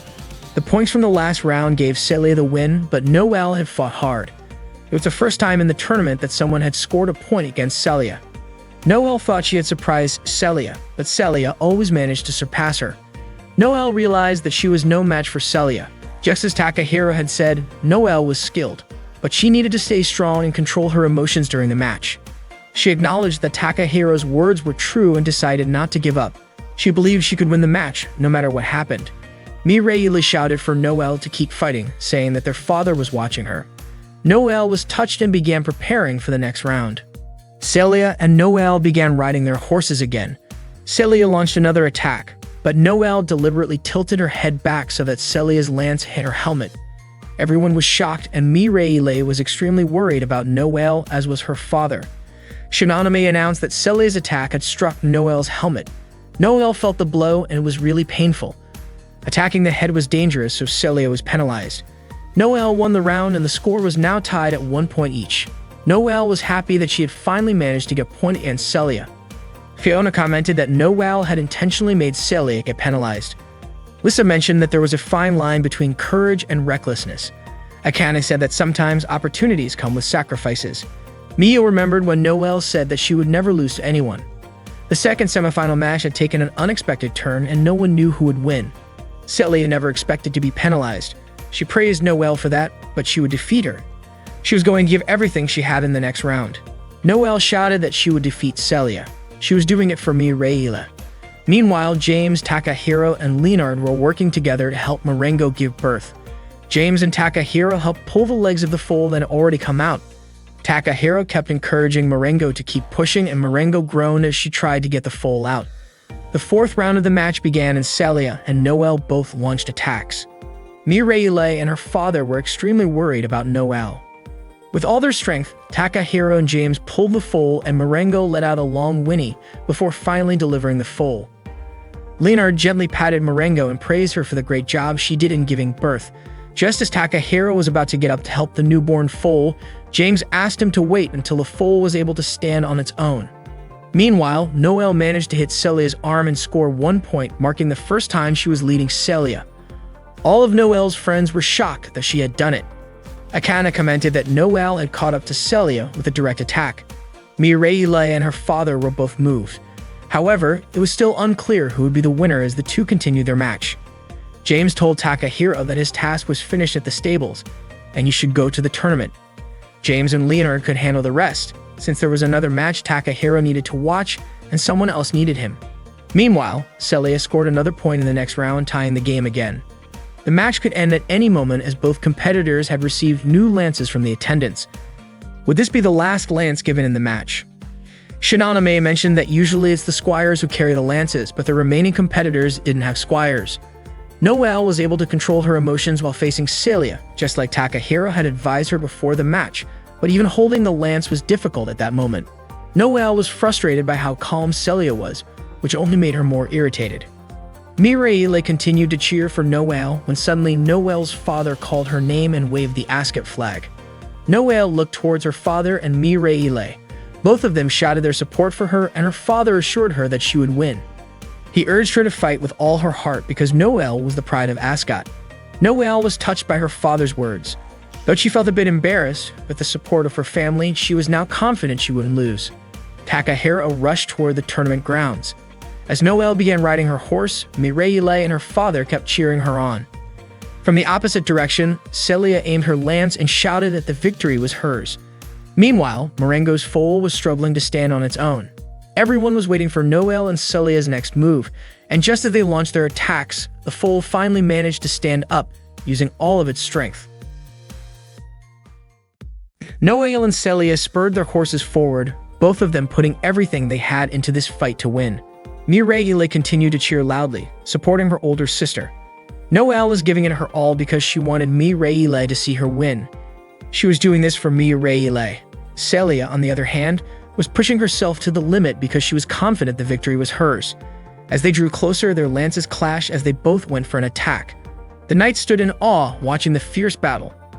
Noelle poured all her emotions into her strike, hoping her lance would reach its target. Unfortunately, Celia's lance struck Noelle first, knocking her off her horse. Noelle's body was thrown to the ground and her helmet was knocked off. Mireille screamed as loudly as she could, calling out for her sister. The match was over, and the winner was Celia. Despite her hard fight, Noelle had lost. Takahiro and Mio quickly ran to Noelle's side. Mireille, in her shock, suddenly stood up from her wheelchair, surprising her father. The sky cleared up again, and Noelle realized she had lost. Etoile approached her, and Noelle apologized to Etoile for failing after all the hard work Etoile had put in for her. Mio and Takahiro reached her, and Noelle told them she had lost. Her tears flowed uncontrollably. As she had wanted to win so badly, she wanted Mireille to see her win. She cried because she couldn't fulfill Mireille's dream. Suddenly, Noelle's father appeared and said that Noelle's feelings had been clearly expressed. Takahiro helped Noelle to her feet, and she was shocked to see Mireille standing on her own. Her father explained that it was Noelle's feelings that had made this miracle happen. Mireille walked carefully, telling Noelle that she was truly amazing and the best knight in the world. Mireille was so thankful to be Noelle's younger sister. Noelle was deeply moved. Mireille, still looking weak, almost collapsed, but Noelle caught her just in time. Mireille said that Noelle was the one who had given her the courage. Their father came to embrace both of his precious daughters, telling them that they were his pride. Mio and Takahiro watched the heartfelt scene, and Mio was incredibly thankful for what had happened to Noelle and her family. Next, it was Mio and Takahiro's turn. Mio was shocked when Takahiro agreed to be her squire again. The tournament to determine the strongest knight at the school was about to take place in the final round. This year's summer tournament final would be a battle between the strongest knight and student council president, Celia, and the strong newcomer, Mio. The final round would begin after a 1-hour break. Meanwhile, Takahiro went to the stables to check on Marengo. The foal was already standing and nursing from its mother.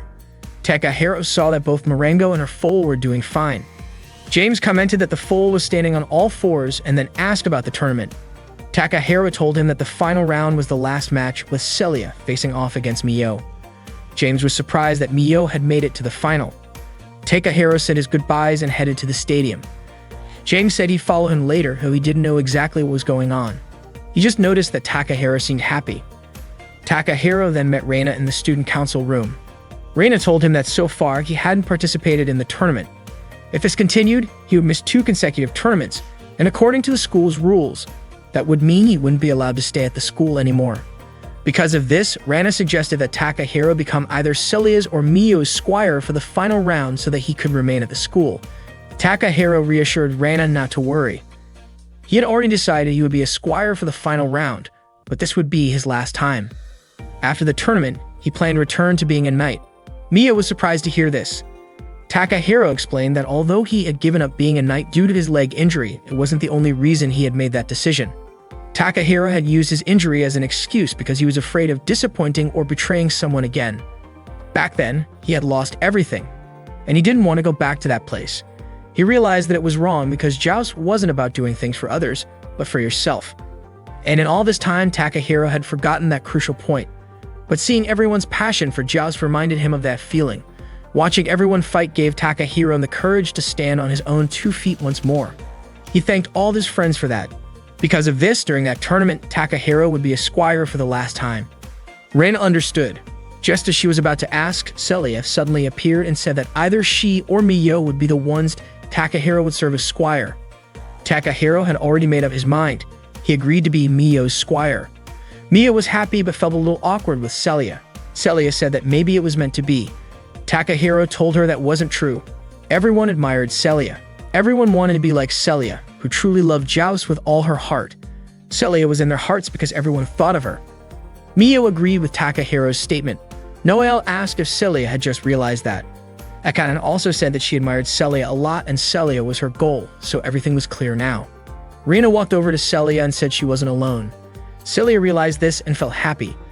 Takahiro explained that's why he chose to be Mio's squire. Celia was strong and she could still win without him as her squire. To defeat a tough opponent like Celia, Mio and Takahiro would work together.